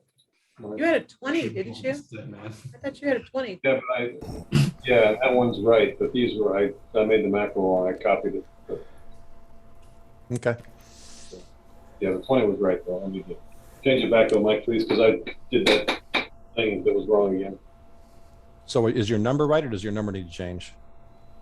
I think I changed that. It should be 6, and which is what I rolled initially. It'd be 20 plus 6. But then when I did the macro, I set it up as 9 because that's what I copied from my little cheat note for the macro. But the 20 is, But you've got it corrected, right? yes, I corrected it. Okay. All right. Then I'll leave it like it is. Okay,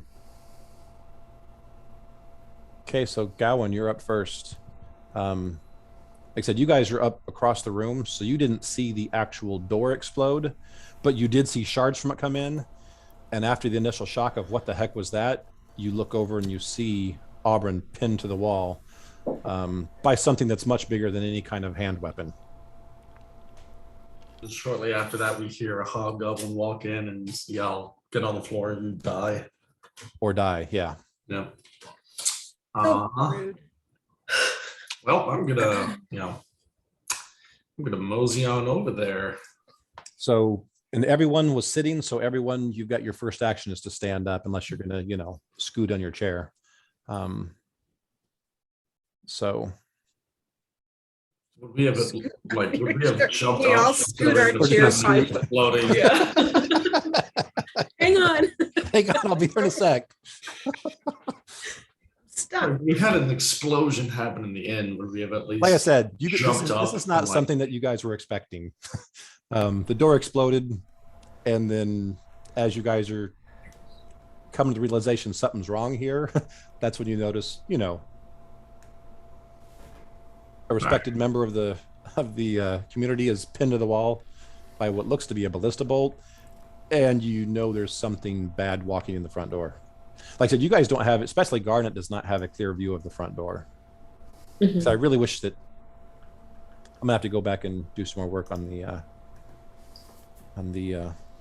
dynamic lighting, because I thought I had these all set up right. Because if I had that set up, you'd actually see what your character could see. Well, I'll try and follow to the weird yelling that just happened. From where you were at, you're on that side of the table. You probably see the first hobgoblin as he walks in. You don't see the other one, so you don't know what else is there. But it's not a human voice calling out, and you can see the hobgoblin standing there. I'll go over, or I guess I have to stand up, Mhm. and then I'll unsheath my Okada, and that's probably all I can do. Now, if you move, you can move and draw a weapon as the same action. Oh, thank God! All right, I'm going to do that. So you can stand up as your first action. Your second action, you can move and draw the weapon. You just can't do anything at the end of this action. Sounds good to me. That's what I'm going to do. So go ahead and move to wherever you want to move. Okay. All right. All right, Falky. You got a bird's eye view of exactly what happened. Now you're convinced that this whole being inside with a bunch of people is just not a good thing. Walls are evil. I told you to watch out for those stand up on their own walls.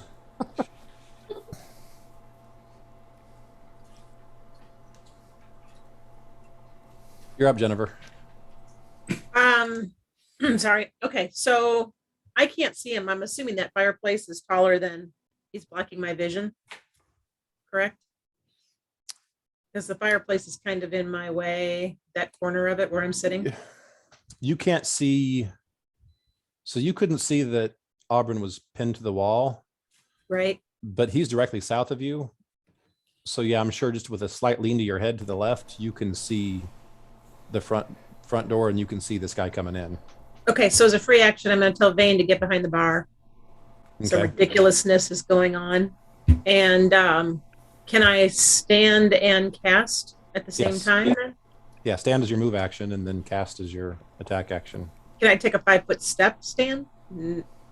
I'll give you a 5-foot step as part of your stand up. Okay. And then I'm going to cast Cause Fear, because that'll put me within 25 feet of him. Okay. And you're casting on the first hobgoblin? Yep. Okay, what do I need to do?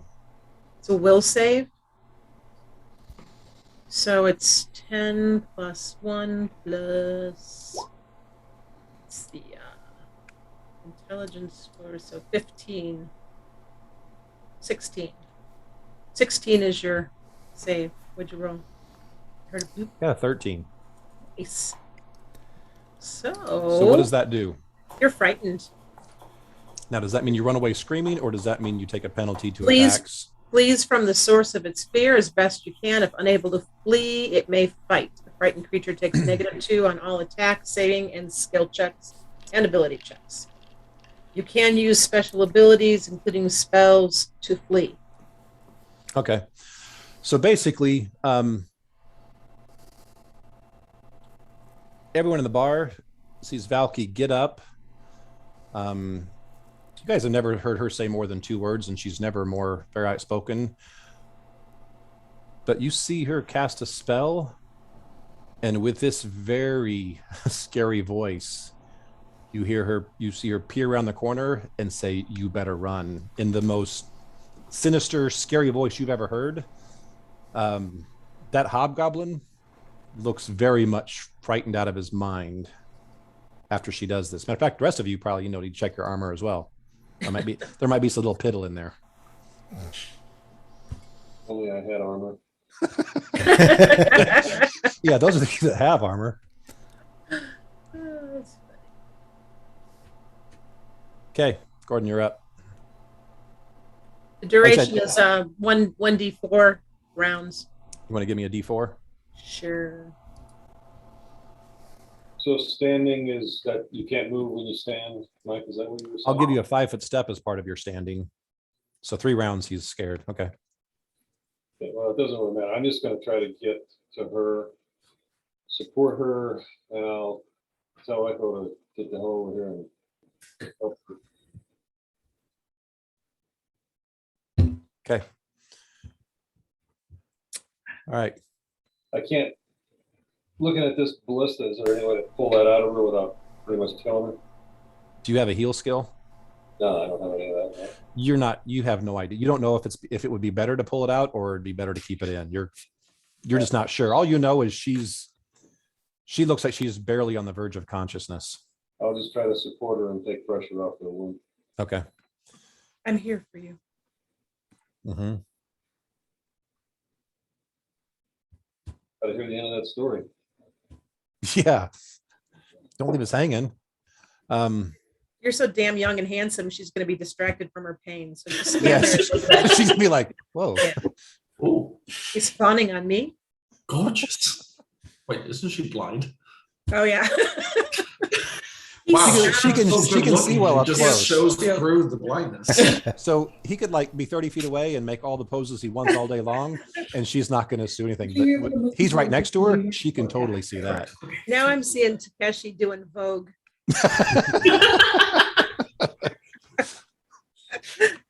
All right. Garnet, you're up.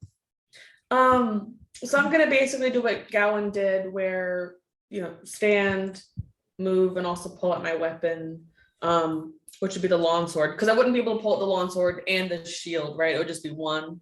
I'll let you do both as part of a movement. Okay, yeah. So I'll do that. So I'll move 20 feet, and pull out the longsword and shield then. Okay. So you get there, you get to this hobgoblin, which normally I don't want to say you'd be afraid of, but you would be concerned about. Mhm. This hobgoblin you're standing in front of, you don't feel concerned at all about him right now. Well, it smells so gross by him too. Oh, that too. But yeah, this hobgoblin, you've never really seen fear in a hobgoblin's face, but Mhm. if you think you had seen fear, you think this is what it would look like. Sounds good. So, all right, Echo, I'm going to stand up and you're do a slow 5 foot because you're still picking freaking door pieces out of your arm. You're like, what the freak was that? Actually, I think those scars look kind of cool. Big stick scars. So, These are the multi. So I'm gonna stand up and do a 5-foot step to here, Uh-huh. and then I'm gonna cast Cure Light on the ranger. Okay. Give me the 6 points. Wait, she's clear. No, she doesn't have a health bar. Are you putting health bars on your Roll herself. characters? on the ones that need it, Who doesn't I'm have putting them sweets? on. Yeah, she's a cleric. You had 6. Yeah, 6 points of healing from a Cure Light wound spell to what is her name again? Auburn. Okay, that's not right. Why is that?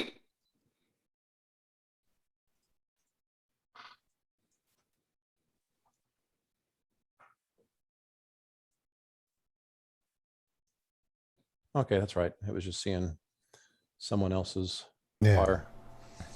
Yeah, so I'm pulling her out here so you can see that's where she's at after you heal her. Okay. Her eyes were starting to roll back. Once you cast that, she becomes a little more. The eyes are no longer rolled back, but she still doesn't seem very focused. No. So, okay, that's your 2 actions. So Vane does what he's told, and he comes and dives back over here.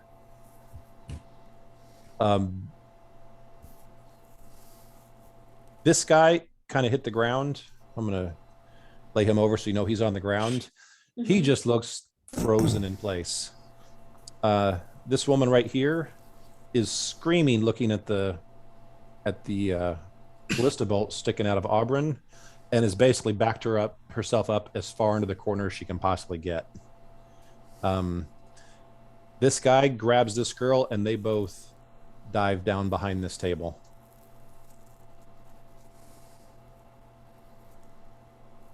So hobgoblins. Courage of a lion, these folks. Yeah.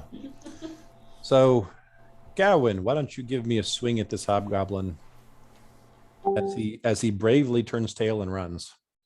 Oh, all right. I assume you're going to take the attack of opportunity. Yes. I will. Oh no, we'll let him go. Nah. He's not a threat. So, do you know how to use the die roller, the advanced die roller? Yeah. You just advanced die roller. You can do the d20. You can add whatever pluses you've got. Right there for the backspace. And as far as macros, if your last name is Mooney or you're Mooney adjacent, make your dad do it. He's the Yes. master of them. Yeah. Yes, he will make some incredible ones that do everything for you. So It might 16 take before, 15 minutes to fire, but they'll have everything. but they'll have everything and then some. Okay. And you're using your falcata? Yep. Okay, give me a damage roll with that.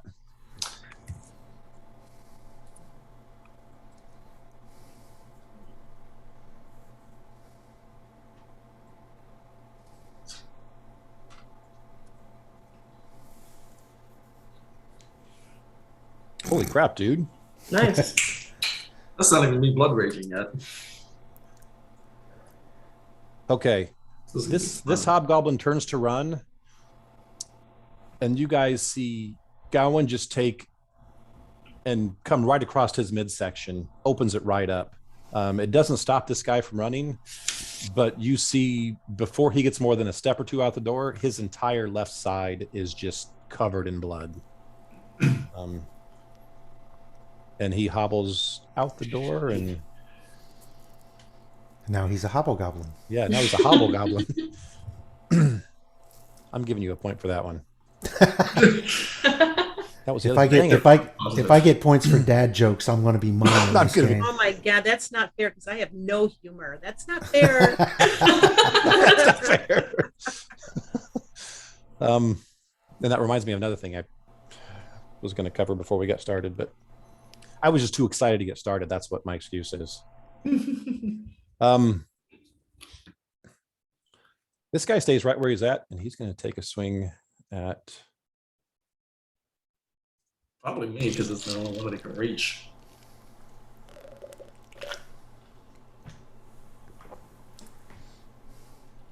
Okay. I'm quite certain he missed you. I would certainly hope so. Okay. Now we got his off. So, guess who's up? First, I will move into the doorway. Kind of, place myself directly there. I get it, so I can't see. Uh, Go on.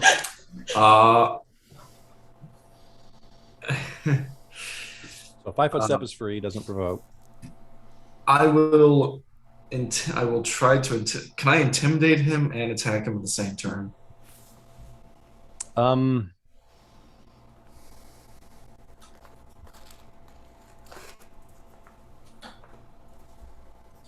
If not, I'm just going to attack him. Not tonight, but if you are building a build with intimidate, we will talk between now and the next session, and I might use the unchained rules for intimidate, which are a little easier to use. Okay. Either way, I will try. I'm just going to swing down at him and try and go for the neck. Ooh, and that crits. Why don't you try that again? Yeah. Yeah. Oh, please. Wow. Please. Let's see if you can confirm this. Oh, wait. Oh, shit. I fucked that up. So the advanced die roller, it remembers the last roll you made. So when you click on that, you can just do the last one, and it's a very quick way to do that. Do I add bonuses to this one as well, or is it just a flat D20? No, it's the same thing. Basically, anytime you crit, we always have you confirm. We do the same thing with fumbles. So you basically do the exact same roll again. If it hit, which this one barely freaking does, then it's a crit. So give me damage. It's the first time that I've crit with a Volcano in my life. Volcanos are kind of built for that.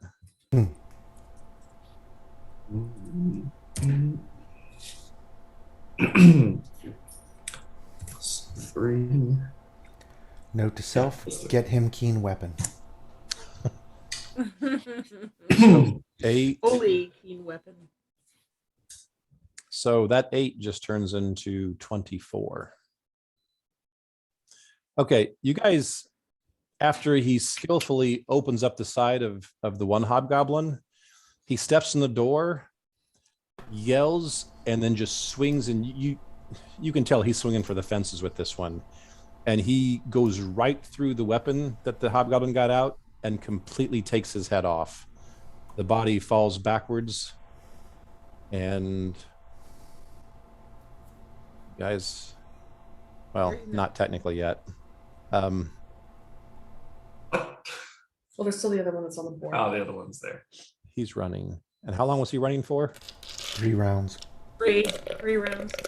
That actually might be bad for you. So, Oh, well. He's gonna run Okay. and get more help. so Somebody's shooting.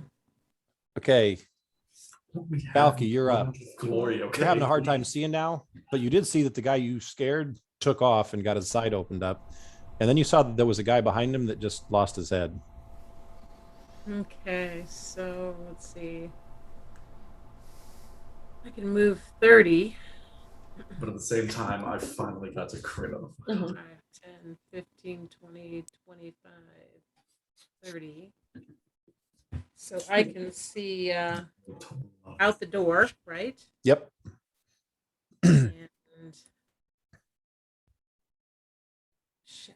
I can- guess I don't really technically I don't have my weapon up, so I can't pull out my crossbow. Well, you can, as part of a move can action, pull you can that. draw a weapon as a free action. Oh, then I can get one bolt off, yeah? I can shoot one. Yeah, but you First- crossbow. Just a light crossbow, yeah. I'll do you a favor and say that was already loaded. So, but yeah, It is a you favor. Okay. you can draw a weapon as part of a move action. It's kind of a freebie. Okay. Yes.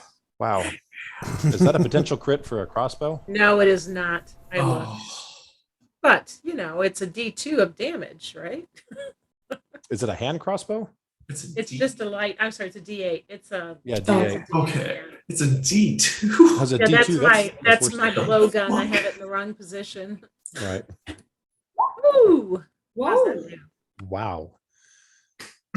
Okay, now I can say We're out of you initiative. run up and you kind of like tuck in below and to the side of Gowan's arms as he's, you know, standing there with his sword out and ready. You kind of tuck in below there with your crossbow and fire a shot, and you pierce right in the center of the back of that creature.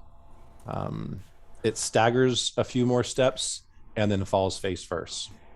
I'm going to look up at Gowan and say, nice move. Referring to the guy at his feet. You as well. That was a good shot. Okay. Now you two are just, after you guys congratulate each other, you guys are in utter shock as you look out the front door. Oh, shit. Say, what do we see? You guys lose count after you're estimating in the 20s or 30s of hobgoblins that you can see that are within 100 feet of you. Count that high. Yes, I can. There is just a madhouse. You see bodies lying in the road. You hear screams. There is just mass chaos out here.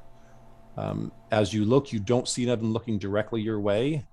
You do see the ballista that's set up just 10 feet outside the front door. But like I said, you guys lose track after you quickly scan, and you've counted probably at least 20 or 30 hobgoblins that you can see just from where you're at. Is there any indication from which direction they're coming from? They are all over. Shit. Part of your shock, especially you being a guard, and both of you are actually, Valky's not a martial character, so to speak, but you're just in shock that there's that many and they're all around. Yeah. You would expect the fact that, yeah, someone came from some direction and that's where the majority of them are. The whole town's full of them from what you can see. You can look out into the town circle. That's filled with hobgoblins and people running. You can see bodies. Like I said, you can see bodies on the ground. You guys just stop and just are stunned yourself for a round. Just, oh my gosh, what the freak just happened? I'm going to yell back over my shoulder and tell everybody we're under attack. There's dozens of these things out here. Get everyone out the back door. I was going to tell Vane to go look out the back door. I don't even know. Running them out might just be. Okay, at this stage, well, depending on what you do, you're technically, at least temporarily, out of initiative and out of combat. Is Jet still behind the bar, Mike? Yes, she is just in shock, looking over. She's still looking over at you and Echo helping Auburn. She's in shock with that, and then when Valky calls back, oh my gosh, we're under attack. There's dozens of them. She kind of looks there and adds some fear to her shock. Is there anyone upstairs? You know, there have been people in and out of this place. There are rooms upstairs. You don't know if there's anybody up there. I'm going to turn to Garnet. Say. So at this stage, Where's your I'm father? taking you guys out of combat. So just chime in with what you want to do, depending on what happens within the first little bit. Other things might happen. So, Where is your father? So, her father was at the trading right? The trading company. yes. Penning. Okay. Yeah, I just texted the trading company, which I can't remember where it was on the map, Right but now. it was It's the opposite side Yeah. of town. yeah. Okay. I'm not Nanette, Mike. Where would she be? What's that? Nanette's not with us, I take it. Where would Nanette be? You knew she was going to be here, but you don't know where she was. She was out shopping and probably finishing up, but she was going to meet you guys back here for this. She just hadn't shown up yet. I'm gonna ask Jet if she has any Safeway or hideaway in this bar. You have to ask her a couple times. because she's still not comprehending what's going on, and she still is kind of in shock. After she kind of comes to, she'll say, "No, I've got a stock room back here, and there's a back door." I'm gonna keep holding this girl up and Actually, I take that back. She will tell you in the stock room, she does have a cellar down below there, but it's not like a hidden entrance. And she said there's no way out of there, so you're kind of.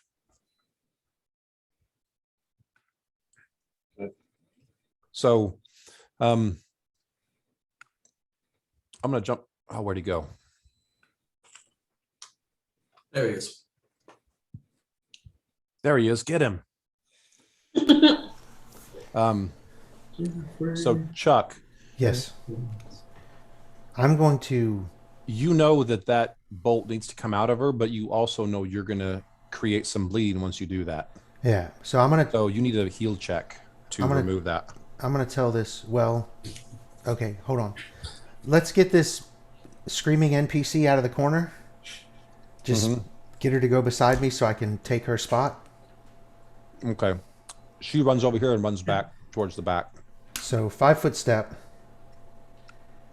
Now looking at the wound, do I think that if I pulled that out and then immediately channeled energy, I could get away with not doing a heal check and still?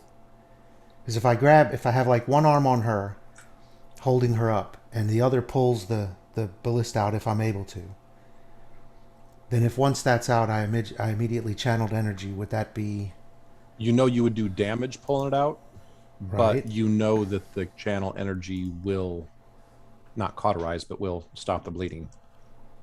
Okay. So I think there's probably a better chance of that. My heal check is not very good. Okay. So I'm going to do that. I'm going to hold her in one arm and sort of try to lift her up so that there's no weight on the ballista. Pull it out, and as soon as it comes out, channel energy. Hey, give me a strength check.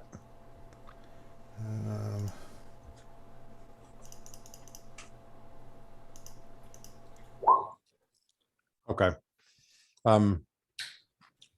Takeshi's helping you quite a bit. He's already got a lot of her weight off of that, Right. which allows you to focus on pulling that out.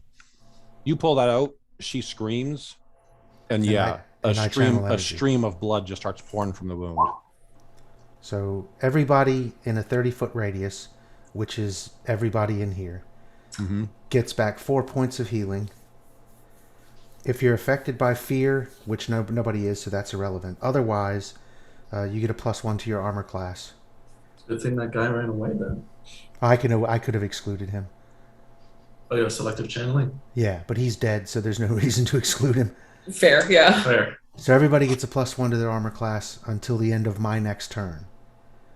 And if, for whatever foolish reason, you decide to charge into the enemy, you get a +1 to hit. And then you'll be slaughtered miserably by 35 hobgoblins. So I wouldn't suggest it.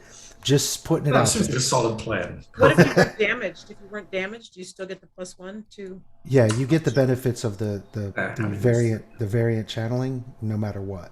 That's to armor class, you said? Yeah. That's solid. Cool. And so I get back enough to be full. And so should Takeshi. Because I think you only took 1 point, right? yeah, I'm there. Okay. And then she gets back the 4 points. Okay. How long does that last? Till the end of my next turn. Oh, so 6 seconds. No, well, the whole round. Well, we're out of combat right now. Yeah, right Yeah. now we're out of combat. I'm trying to do it. I'm trying to keep anyone from dominating. I'm trying to give everybody their 6 seconds worth of stuff because there is some time sensitivity here. After she screams out and you heal her, her eyes rolled back when you pulled that out, and then she screamed and she kind of almost fainted. You healed and she kind of came back. She is super, super weak. Both you and Takeshi know she's barely staying on her feet. Like Yeah. she is shaking as you are holding her. Well, at this point, my assumption is Vane was supposed to be going to check the back entrance to make sure that it's not covered. Mm-hmm. So I was going to scoop her up and carry her that direction, provided they said it's clear. Okay. As okay, so you do see Vane and actually Jet go through the back door. You see them disappear back through that door. You don't know what's going on because you guys can't see back past there. After you heal Auburn, she does tend to get her senses back, and she starts calling out to the three of you by the door. What do you see out there? How many of them do you see? Where are they at? I've run upstairs to try and see if there's anybody. Okay, so up you there. left the door and you've ran upstairs. Yeah. Okay. So currently it's just Valky and. So Garnet. Valky is not in the doorway. She's kind of around the corner, just kind of peeking out. Mm-hmm. Garnet, what are you doing? Where are you? Are you right there? Yeah, so if Arbon's asking what we see outside and Gowan's gone upstairs, she's gonna move closer to the door and just like look straight out at what she sees. Yeah. Okay. So you just move right there and start looking out. Mhm. You start answering her questions. Yeah. As you're answering questions, there's two hobgoblins that run by. Mhm. They look and see you standing in the door, and they stop. They talk to each other, and they start coming your direction. Yeah, I'll also relay that to the group then that there's two more coming.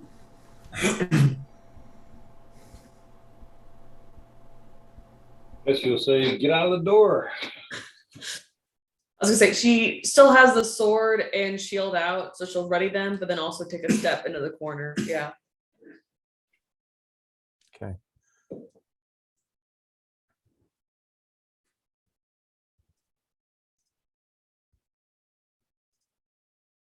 Okay.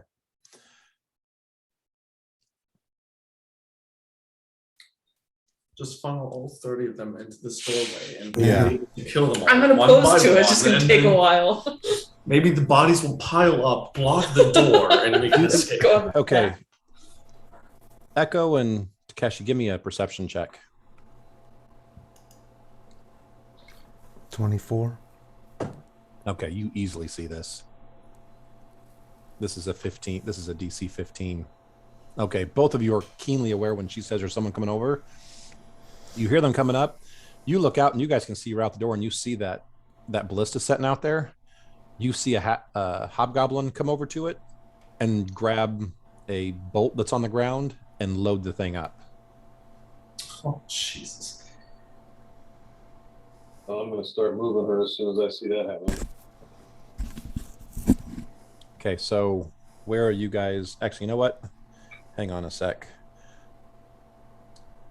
I'm going to give all players the ability to move Auburn, so you guys can, whoever's got her can move her. You guys can actually move her. So when you guys see that, I'm giving you a reaction. What are you guys doing? Gordon, are you going to take charge of scooping her up and carrying her out of here, or am I? It's probably better for you, Chuck. I think you're a lot stronger in the end. Takeshi is not a real strong guy. Okay. Well, then in that Takeshi case, could not pick her up. I'm Matter going of fact, whenever he was helping you support her weight, he was straining to hold her weight up and hold her up off that bolt. How much does she weigh? You never ask a woman that. I'm not asking. I'm holding. How much does she weigh? I'm gonna say strength. She probably weighs about 160, 170. Okay. So I can carry 153 as a medium load. I don't get heavy loaded down until 230. So she's a medium load for you. Okay. In that case, I get full movement, right? Medium. No, I think once you hit medium, you're down 10. So if your movement's normally 30, I think you're down to 20. Not totally carrying her, right? I mean, she's still staggering at least, isn't she? She's barely staggering. All right. So this is as far as I can get her this time, Yeah. which is at least out of the way of the ballista strike, unless they try to re-aim it. But Right. Like I can see her hit point numbers. Gotta shut that off, like remove editing or something on her What's icon. that? We can see her hit point total numbers, not just the health bar. Well, because I made you guys able to control her. That's why. Right. Uh, So that's all good. My plan is to head to the back door and carry her through there. yeah, Takeshi will head that way too and say, "Let's go, people. Let's try to get north of this village and figure out what the hell's going on."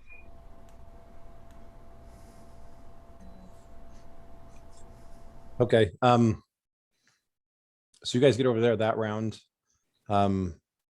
I need everybody to roll initiative. Actually, let me clear this first, and then I need everybody to roll initiative again. Mhm. Actually, you know what? Most people don't have.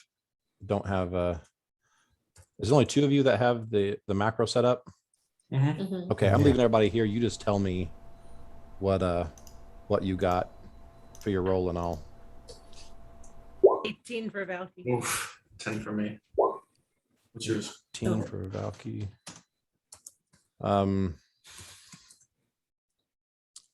Okay.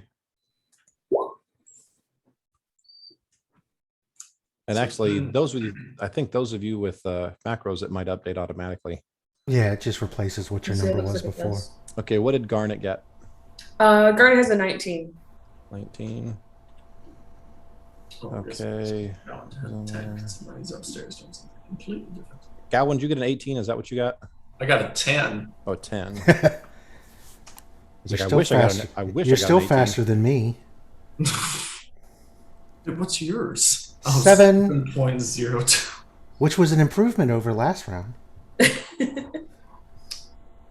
I'm faster than the healer. That makes me happy. You'll always be able to heal me after I take damage. after you've run into something, yes. Yes. Okay, so Perfect. everyone's updated, right? I think. This pleases me. I have the same initiative as the fucking Nanogods. Okay. No, you go first. All right.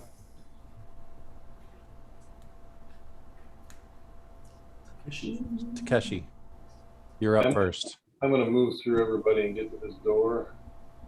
Is the door open already? This Yeah. first one is yes.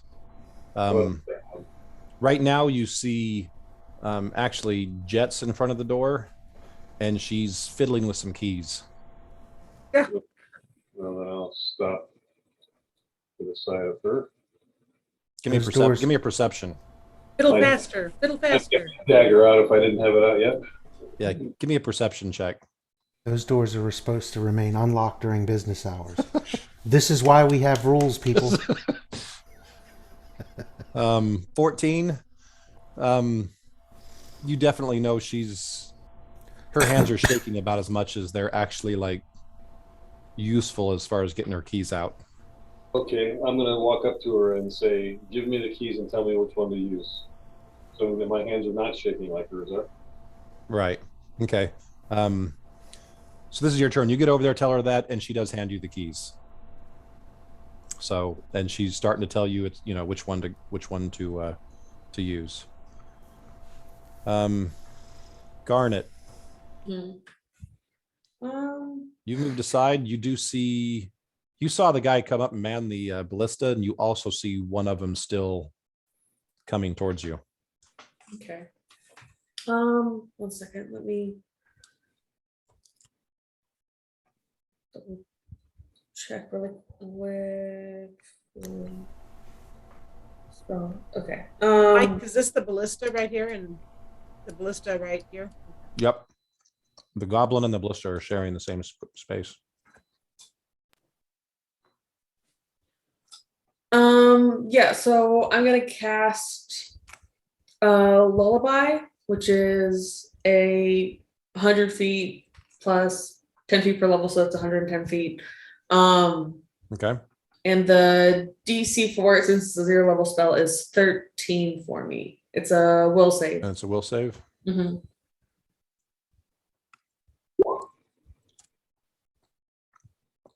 He must have had a Dr. Pepper. That's fine.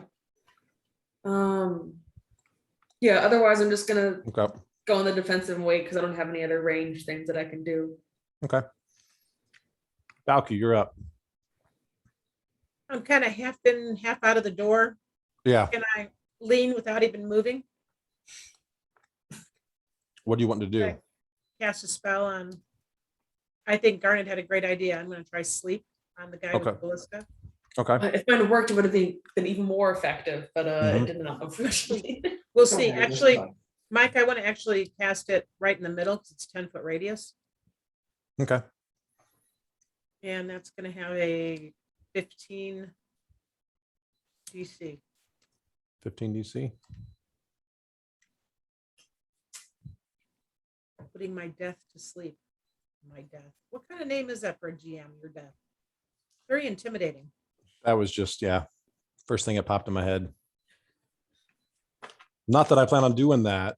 Oh, wait. Mhm. Okay, so what's the DC on this? 1-5. So that's Ooh. the first one, second one. So Who's the first one? That's the question. the first one is the guy on the ballista. Okay.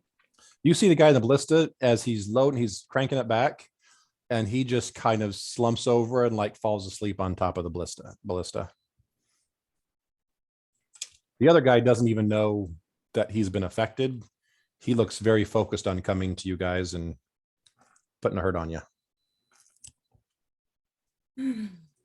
Is going, are you over as a free action? I'm gonna holler up to going. Are you heading up or down or what you up to? You probably don't see him anymore. He headed upstairs.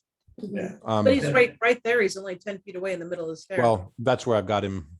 He's technically right here, way over here. Okay, then I'm going to back up with my move action and load my crossbow to point at the door. Okay. So you cast a spell. I just You can back up? reload and stay there as a move action, or you can just back up. I'll back up. Okay. So you've got an unloaded crossbow and you're backed up to there. Yes, sir. Okay. All right. Gowan, you see some guys that are here. One of them you see close the door and slam the door just as you come upstairs. The other guy that's down the hall is looking quite frightened at you, kind of wondering what you're doing. I'm gonna yell down the hallway.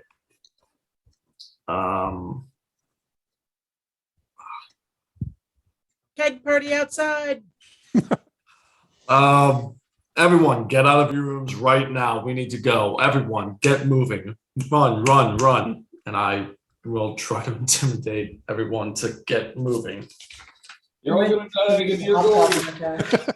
What? I said it might help to say that there's a hobgoblin. There's an attack going on. You all need to move right now. Okay. Go ahead and give me an intimidate check if that's the way you're trying to coerce these guys. I cannot. I don't have diplomacy, so You've got a different kind of diplomacy. Yeah. Mhm. Fuck you. For some reason, the guy who was standing at the hall looking at you, you do scare him, but you scare him back into jumping back into the room and he closes the door. Was he And the only one who like poked his head out? No, his head was poked out when you came up. Right. He just backed in his room when you yelled. Okay. You saw a guy as you walked up that slammed the door, like Pete saw you slam the door. You haven't heard anything from him. I would like to just like open the door. Basically, my entire time is going to be like going door to door and trying to search and get everyone to, Okay. That's going to be This round, you open this first door. It's not locked and there's no one in there. You know this door up and to your left. This first door on your left, that's where the guy slammed the door originally. The one at the very end of the hall, that's where you saw a guy that was actually looked like he was going to talk to you until you yelled at him. And then he jumped in his room and locked the door, or you think he's locking the door. So that's your round. Mhm. Hobgoblins. It's going to take a 5-foot step up to here.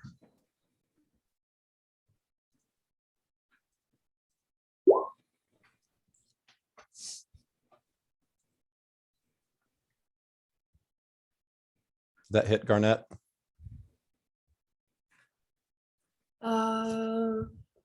My AC is 17, so no. Okay, so no.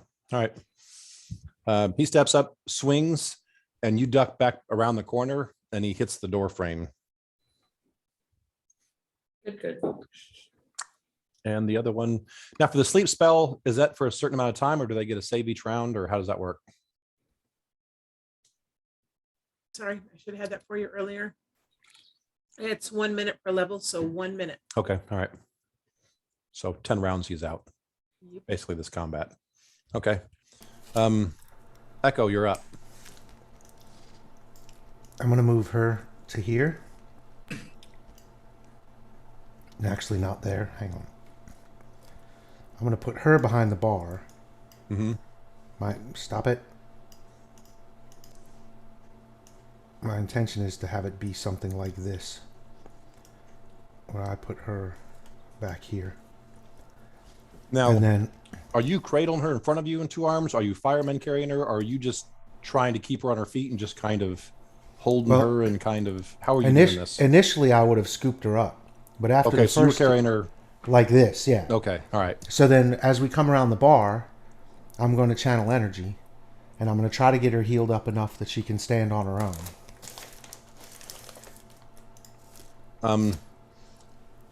Before you do that, I'm going to just give you some insight your character would have.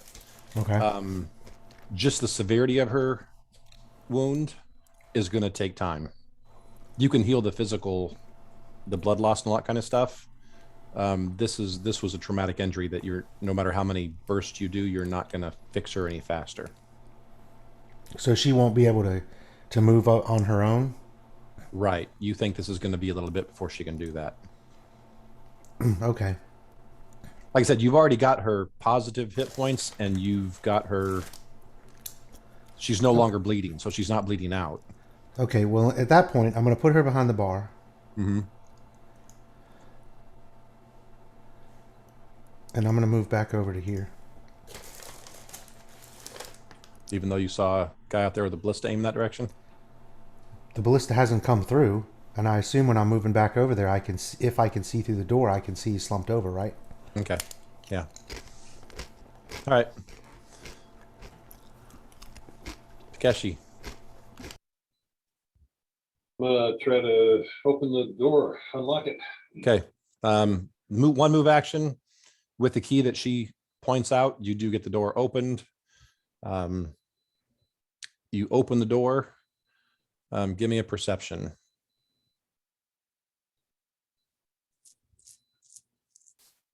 Whoa. Do you see 100 or do you see 40? Right, exactly. Now this.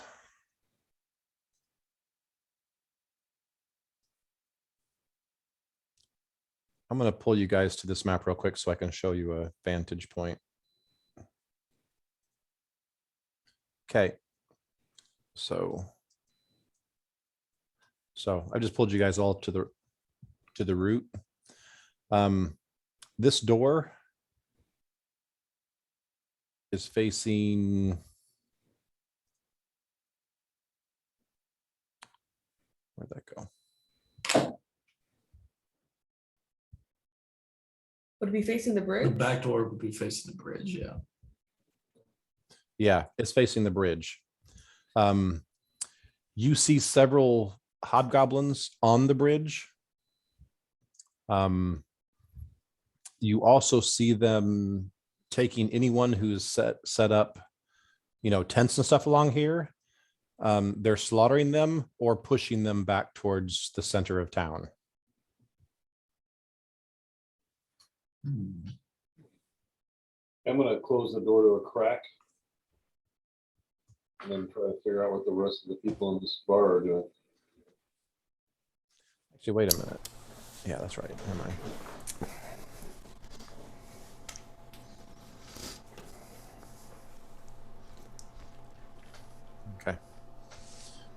So got you back in here. Okay, so, and like I said, you couldn't see very well, but you know there's probably at least 6 or 8 that you saw the direction you were looking. You don't know if there's more, but that's just the ones that you could see.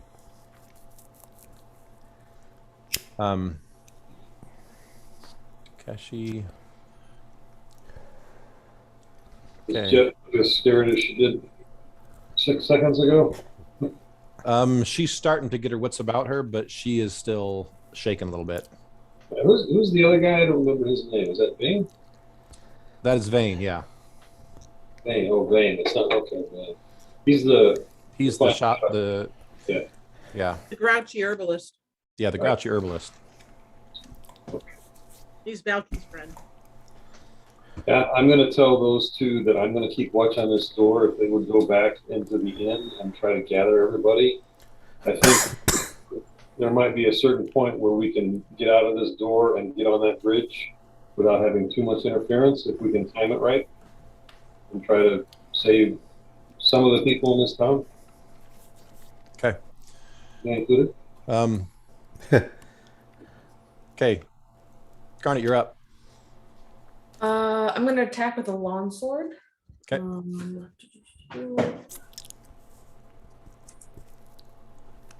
And obviously, hobgoblins are part of the goblinoid group, right? Correct. Yes, they are. I would hope so. Just making sure. It's still crap. That's a 7. Okay. You do the same thing he did. You're like, you know what? That looks like fun. I hate this door frame. And so you swing at him and catch the door frame as well. After that, I'm gonna take a 5-foot step back just in case the crossbow pulls a knee and then doesn't go so well. Yeah. Okay. All right. Valky, you're up. So I can't quite see him, but you know there's a hobgoblin at the door because you saw a sword come through the door and hit the door frame, and then you saw Garnet do the same thing. And you're wondering why these people hate this door frame. what do hobgoblins speak? Hobgoblins. What language do they speak? Goblin. That's it. Well, they were also using a broken hobgoblins do. A lot of them do speak common, but it's not their native language, and they don't have a lot of need to use it, so it's not super. Their common isn't very good. They probably know how to like ask for a beer or grab a beer or I don't know, grab a young maiden and ask for a what? Take a beer? They probably would know some basic stuff, but it just seems kind. You talk to anyone who is speaking in not their first language, it is kind of. I mean, unless they're really good, it is kind of broken. They know. Okay. They don't know have a good grasp on it. These guys know enough to get their basic message across, and that's probably about it. Okay.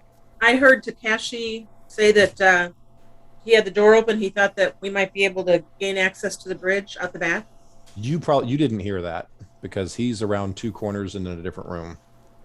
Okay. He told these two that, and on their turn when they come out, you'll probably hear them say something. But as of right now, you haven't heard anything that's going on in that back room. I'm going to reserve my action then and go on op fire. So if anything walks through the door, I'm going to shoot it. Okay. Can I do that? I'm going to put you on delay, not op fire. Op fire, you'd have to have a loaded weapon ready. If you had a loaded weapon already, then you could definitely do that. My weapon is unloaded, so I'm going to have Right. to load and shoot. So Okay. I'm going to make you delay. So they get their action first, their full action. That's but fine. Then you can go right after they go. You got it. Okay, Gowan. Yep. Back upstairs. You move to the next door. The door to your left, which you know a guy's behind, is locked. You try the door across the hall, so to your right. That one again comes open, it's not locked, but there's no one in there. Okay. Kind of yelling at the guy in the room. He basically tells you, "I'm not coming out for anything. You go away." Do you want to die in this inn or do you want to live? So, you want to try another intimidate check? Yeah. You got And you got to intimidate someone to live? Yeah. Yes. Do you want to live? Oh, Come. he's with Auburn. That's like the whole smoking campaign. This is Come what with me your if you lungs want to look live. It's fucking better, but Yeah. You are not having to have any success convincing this guy to come out of here. I will smash down that door as soon as I reach all the other ones. I swear Follow to me, God. hit the door. I will Okay. chop through that fucking door as soon as I get All right. to the other ones. Hobgoblin peeks around, looks in, takes a 5-foot step in, and takes another swing. This guy.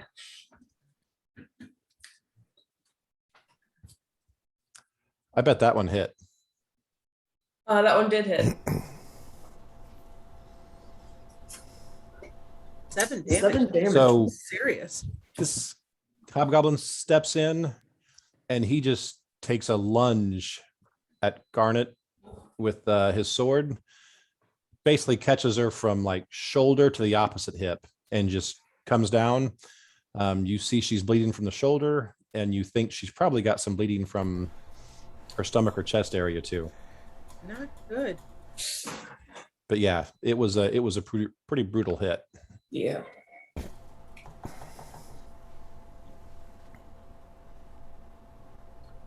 Okay. Can I go in now? Can I jump in now? Yeah, if you want to. You want I to? do want to. Okay. 'Cause I'm he's gonna right put there you- in front of me and he's behaving poorly.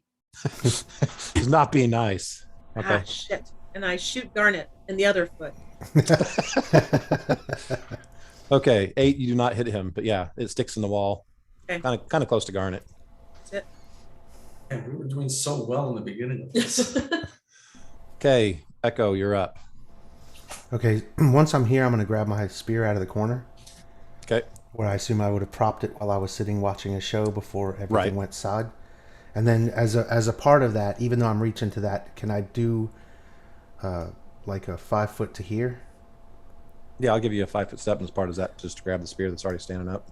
Okay, doggone it. And then I'm going to channel energy. Okay. Can you roll it, please? You don't want a 2? I could do worse, and you have to take it. You couldn't do worse. That's a 1. Oh, is that a 1? Yeah, I get I get a D6 plus 1. You cannot do worse. You could do the same. I feel like Challenge accepted. This is how like A team started. I'm good as 0. Hold on. There you go. Okay. 5 points. Okay, so everybody gets 5 points back. And I'm obviously excluding the 2 goblins or hobgoblins. Okay. All right, Takeshi. Oh, wait a minute. Hang on. Before that happened, their last round. So after Echo, Vane comes out Oh gosh. and says, "Hey, this guy says we're supposed to get everyone back here to the back door." That's what you said, right, Gordon? That'll work. Okay. And just as an aside, I realize it doesn't matter, but Auburn gets that 5 points as well. It helps. Literally everybody in here is in my range. Yeah. It does help. It just doesn't help Right. No, I get certain it. things. Like her Okay. being a useful NPC. Yeah, it doesn't Her help being that. a not dead. It doesn't help her be useful, but it does help her be less of a dead NPC. Guess we don't have to carry it. That's good. Okay. Garnet, you're up. I'm going to attack, and this is away from the door. You got and this check nasty out. cut across the front of you, Yeah. but then just like the guy that was turned into a newt, you got better. She turned me into a newt. A newt. That's an 8. Okay. Which is So better than last time. you do manage to like swing in his direction, but he Mhm. quite easily, he's kind of Gotcha. chuckling and laughing that he drew blood, and he just kind of effortlessly parries that to the side. Ooh. Since I attacked once, I'm also gonna try and intimidate him then, and use a line that I was gonna use earlier, which was, "You're so ugly that you made a blind woman cry." And I'm gonna try and intimidate him or make him feel bad. Okay. All Uh, right. Give me intimidate check. okay, 1 second. Vicious mockery? Is that what that was? I'll get that eventually. 14. And that's against. That'd be What is against that against? 10. His sense of pride. Well, it's either a sense motive or it's that hit die. Okay, that's not going to work. Okay. You missed it by a few. Is that kind of a will save? Isn't that just a will save? Not really. It's based against his hit die, and there's other bonuses. Oh, okay. And just with the 10 plus his hit die, you've only beat it by 2. So I know those other bonuses are going to make it over that. So, okay, you make fun of him. He kind of cocks his head and looks back at you. Valky snickers from the stairs. And then says, "Cut you once, woman. I'll do it again." So, all right. Okay, Gowan. Gowan versus the door. You got it. Are you Check it attacking out. the door? Punch it down. I'm gonna check all the other doors. I'm saving him for Okay. last. Okay. This asshole You will move up not to here. escape me. And you try these 2 doors. The left one is locked. You don't hear anything in there, but it is locked. The right one is open, and no one is in there. Okay. Okay. Yeah. Hobgoblin. He didn't care for your slight and the Mhm. snickering you heard behind him. So First ugliness. but apparently it did get to him enough that he That's all that matters. he swung at you, and this time you easily parried aside his blow. Okay, Valky. Load and shoot. Okay, that's a hit. Nice damage.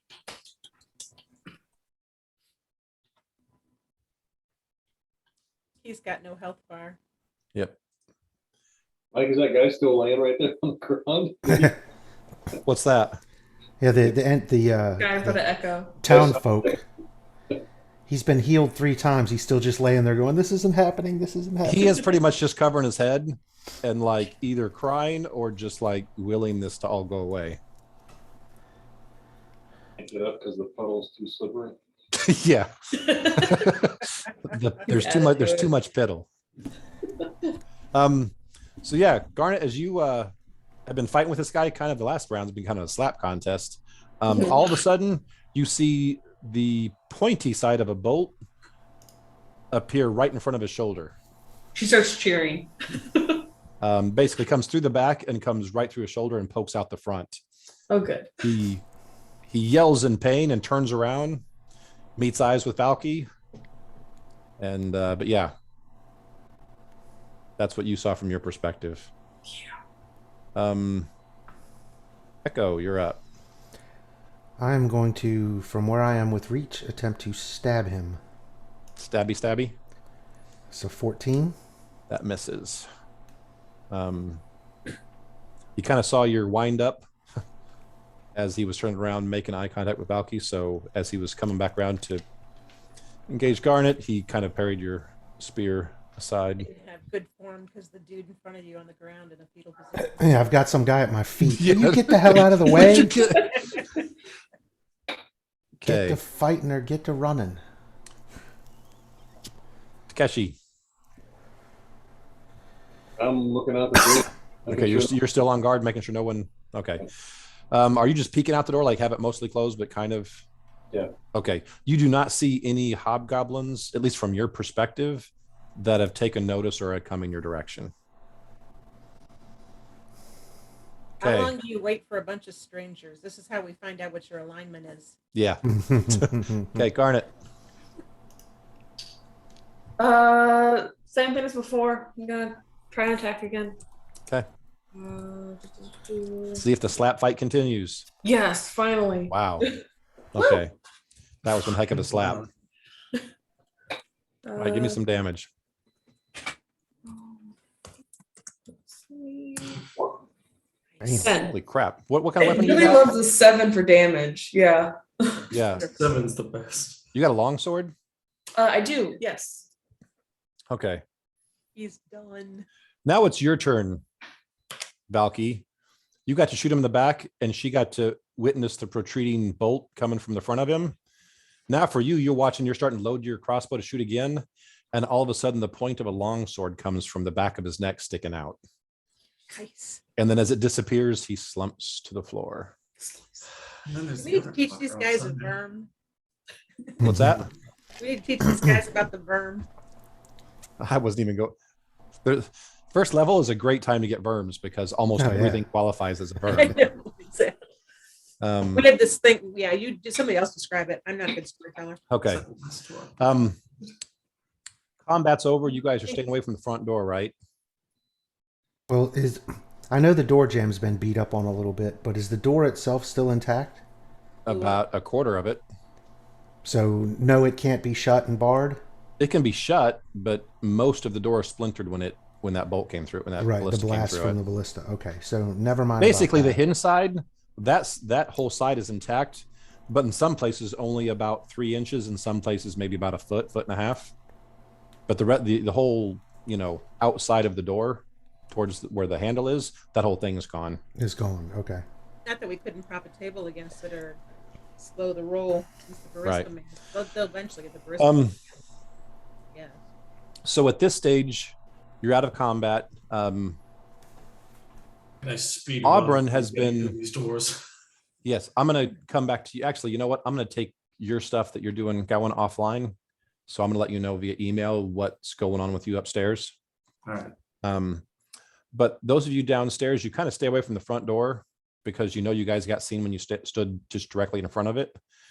No one, at least for the next minute or two, there's a ton of chaos outside, but none of it comes in here. As you're doing that, Auburn starts to get her wits behind her, and she starts getting all the people to the back door. She says, "This town is lost. We need to grab supplies, get as many people as we can, and get out of here." Whoa. I don't know. Valky's gonna be able to just leave her parents and family behind. Same. That's a Right. problem. So she says, I suggest we go. Our healers are important. I suggest we stop by the shrine. Our escape route has to be across that bridge. And to make it a safe escape route, we have to bring down the bridge behind us. With that, and this conversation happens after Gowan comes down. Gowan provides some insights as to how we could possibly make that happen. With that, Garnet says, "You know what? I think I've seen some of the stuff that you're talking about. I think Kinning has some of that in her shop. I'd like to go get her, but if we go by there, I think we can grab the stuff we need to take care of the bridge." And then, of course, you've got Vane that's there. He says, "I've got a lot of use. If you need supplies, as far as us getting out of here, I've got a lot of useful stuff, but it's in my shop. If we can get to that, I can set us up." But So that's where we're stopping tonight. yeah, I was gonna say, can you put the town map up again real quick? I was about to ask the same thing. Yep. Yeah, because I think Vane's healing section isn't that far away from the trading company for going over there. Well, here's It's here's the the- shrine. Yeah, there's the shrine. There's the herbalism shop. There's the Mhm. place where we'd get explosives or whatever Gowan needs to take down the bridge. Yeah. And way back here somewhere is Valky's parents. Yeah, all the way back here because that was. Oh, So when we God. looked out this door, Well, yeah. Then my dad would be over there. We're Yeah, gonna so have we to wouldn't split get the party. well, when we looked out this door, we saw 30 some odd of them in this center area, right? Yes. Mhm. Okay. So, I think If the we- best. and there's a half dozen or so on the bridge. Yeah, there's fewer on the bridge, and they actually look like they were herding the Yeah. people that they weren't killing towards the center of town. Right. Did they look like they came from the bridge? I'm going to ask Takeshi. Come Were they from the coming bridge is off the too. bridge?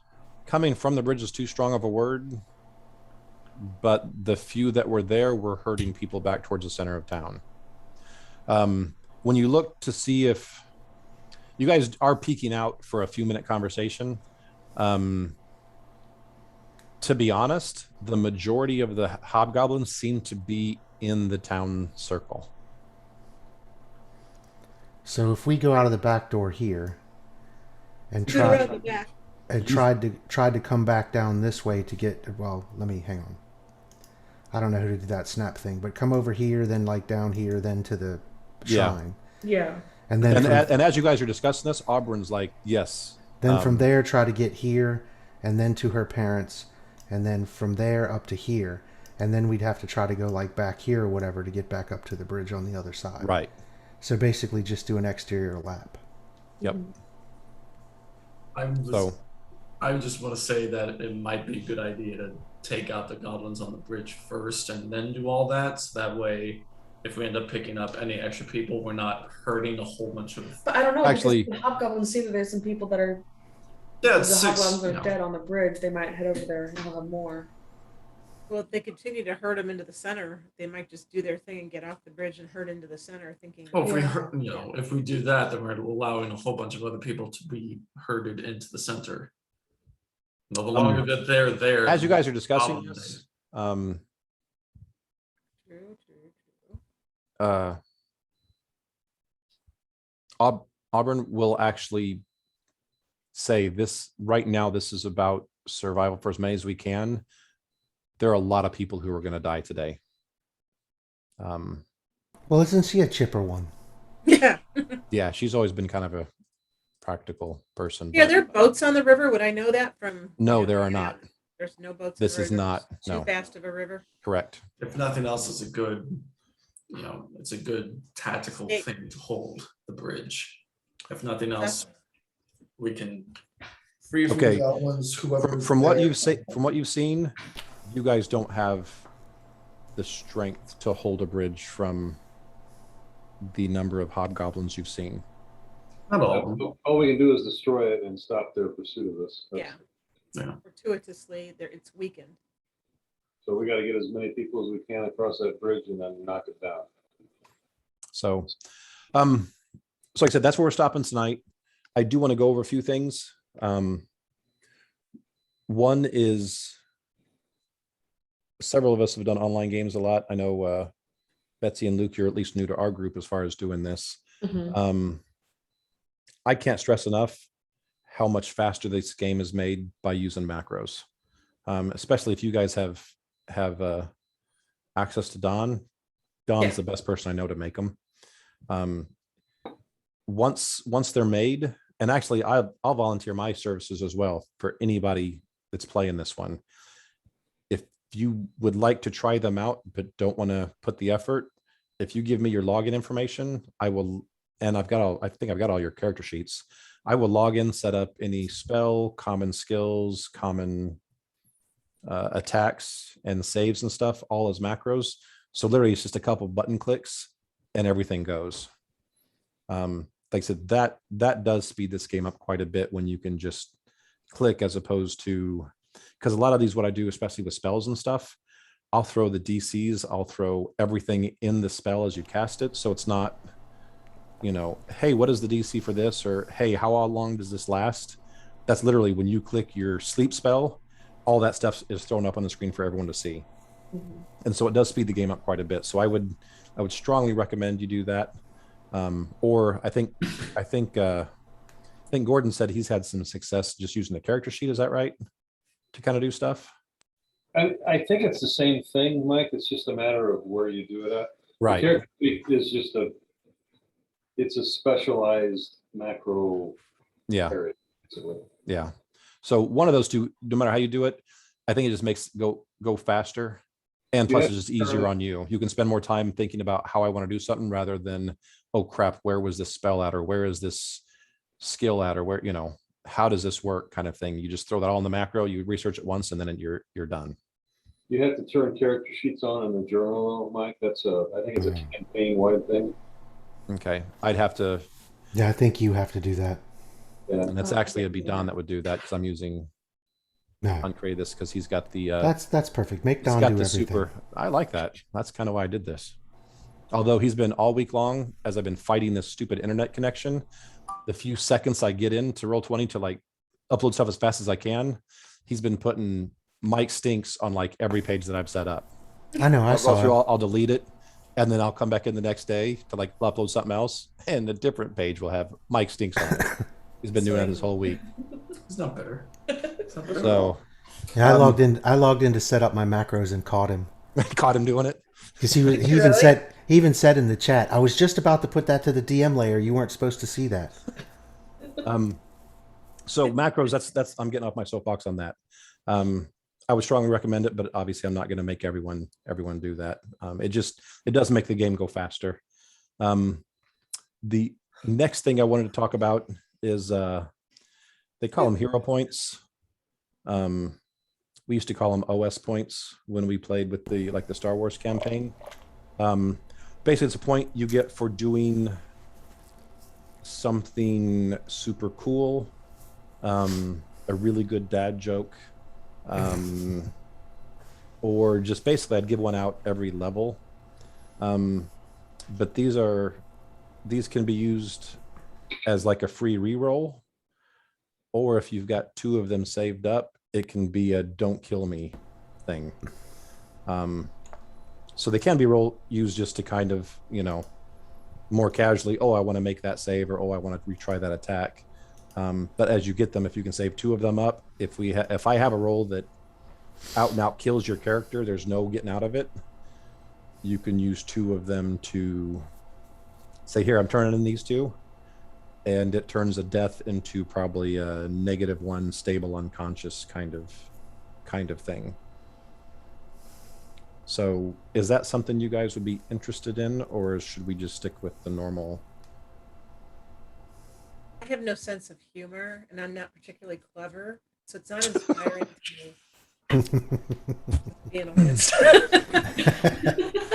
Maybe for like some really dumb, thoughtless move, but that's likely to be a negative. So I don't know, Mike. But I think everybody would have fun with it. I just need to send Jen a book of dad jokes. A book of dad jokes. Just read through We'll them. actually throw- see her. She'll be throw- just throwing random ones out there. Throw them in when it seems appropriate. Then put a little note on the top for Gordon. Sorry, Gordo. Like I said, think about it. We've got a month before the next time to kind of hash that out. Like I said, it's more just this campaign, and especially right now, I told you before, all my combats aren't ones that you're meant to survive. And as part of my DMing style, I try to make it obvious when that's the case. But things happen, and your first 5 levels, 6 levels of a character's life is the most deadly because you don't have the spells to bring someone back from the dead, and you don't have the resources, even if you didn't have the spells, to buy someone's ability to do that. And so I'm not going to erase the potential that someone will lose a character, but I do try and give a few extra things to make it a little less likely that character will be perma-killed. So that's up to you guys. I've done that before in the past, and it tended to work out pretty well. But Jennifer, you are right. Last time we did this, we had Steve playing with us, Steve Schindler, and yeah, he always had 3 or 4 of those things just kind of lined up because he could get everyone rolling just all the time. That's just kind of how he is. You've never played with Steve. You haven't? Uh-uh. Oh my gosh. How well do you know him? I don't know how well you guys are. I know him. I know him as Gordon's wife. So, not that well. I don't know. No, I don't know him that well either. I mean, a little bit. Okay. He's just super funny. And I don't know how else to say that. He works down at the print shop, right? Yeah. Mm-hmm. Yeah, actually, I've hired him for a couple of jobs. So yeah, I mean, I've worked with him a couple times, but I don't know him. If he doesn't know you, he's very shy and standoffish and soft-spoken. But you get him a game setting where he's comfortable with people, he rattles off the jokes of what's going on, and it's more the observation jokes, just making the clever observation to make a joke out of it. But yeah, he several times a night he usually gets belly laughs out of the majority of the people around the table, just from something Sounds he like says our or friend something. Chuck here. Yeah, full body roll. Mhm. I Yeah. do no such thing. Yeah, Chuck does that too, but he's usually an eye roll involved either before or after that, or both. So, like I said, an option. Just to let you guys know, that's an option. Whoever tried to do it, intimidate tonight, if this is something we're going to use a lot in this campaign, send me an email. And I do like the unchained rules of that better than the standard rules. It's not really needed if you're not going to have a bunch of intimidators, but if we do have several that are going to try that, then we might look at using those rules, just because it makes the intimidate skill a little more useful. Mhm. So do rolls over 8. Well, yeah, that's Yeah. super helpful. Little's looking out a window to see the town is on fire. So we have the new Lothar because he seems to roll. My Yeah. priest character in A team, I don't roll over a 6 ever. Like, I've done it like half a dozen Weird. times. It becomes epic history of the game. That oh my Lothar gosh, we actually stopped the game and like hit talk about something. it for like 10 minutes. Really weird. Oh my gosh, you see that? He got double digits. It's amazing. In combat, I'm great, but apparently outside of it, intimidating is not working very well. So go with your strengths. Mhm. So next time, Kevin should be here. I'm just going to have him. I don't, when you're not here, your character's not here, but I don't have them magically blip in and out. I will come up with something that makes sense to the continuity of the game. So I might play the character for a little bit until I can get them realistically out of the group. And then when you come back, oh, they've been following you the whole time, or they, whatever. I'll think of something. Our Friday night crew, the one thing that drives me nuts is they've always done literally your character blinks out and everyone just pretends that that's normal. Mhm. If you're not there that week, and then you blink back in. And I'm like, so we've been, on this ship, no access to anything. And for some reason he disappeared for, 3 days of our journey and then magically appeared and came back. And that just drives me crazy. So yeah, I kind of do that. So we're going to become like seasick and disappear down into the bowels of the ship and then come back up green and 10 pounds lighter. Right, exactly. So yeah, I do kind of the same thing, but I will role play your character to get out of thing, and I'll role play them back in when they come back, or work with the character, to get them back in there. Can Kevin be one of the people at the top of the tavern that refused to listen to Callan? I see. I was going to go the other way. I was going to say he's at the shrine collecting priests, and then going to the trading company, and then going to the shop to get all that. And he's going to meet us up by the bridge because it was his idea anyway. No, I'm pretty sure if he was upstairs and he knew there was killing going on down below, he would have been the first in line to. Unless it was to fuck with me. Yeah, it could just be the mess with Callan. Well, that too. Yeah. So, Drag that guy out by his hair. does anybody? I sent the email tonight. Did both you guys use both of those links to get into both Zoom and to the Roll20? Yeah. Okay, then I'll continue to do that. Chuck and I were talking earlier, and yeah, both of us just typically log into the Roll20 website and then get the Zoom link from there. No. I wasn't sure if the Zoom link was going to be in there, so I just pulled up both of them at once. Yeah. Gotcha. Okay. Trust this chair. All right. Well, I know a few of you had a few background issues that were still kind of fluid, so we got a month. You can work through that. You can work with me on that. Luke, I need to get with you on kind of what happens upstairs, and then you can kind of regurgitate that or share that however you want when we start next time. Other than that, if you guys got any questions, send me an email. And then if not, I'll see a lot of you guys before then, but I'll at least see you in this game, fourth Friday of September. Or fourth Sunday of September. Night, everybody. Night, Jeff. Night. Thanks, Mike. Night, Yep. Beth. Night, Luke. Night. Thanks, Night. Mike. Bye. Can you log us out? I'm going to send that to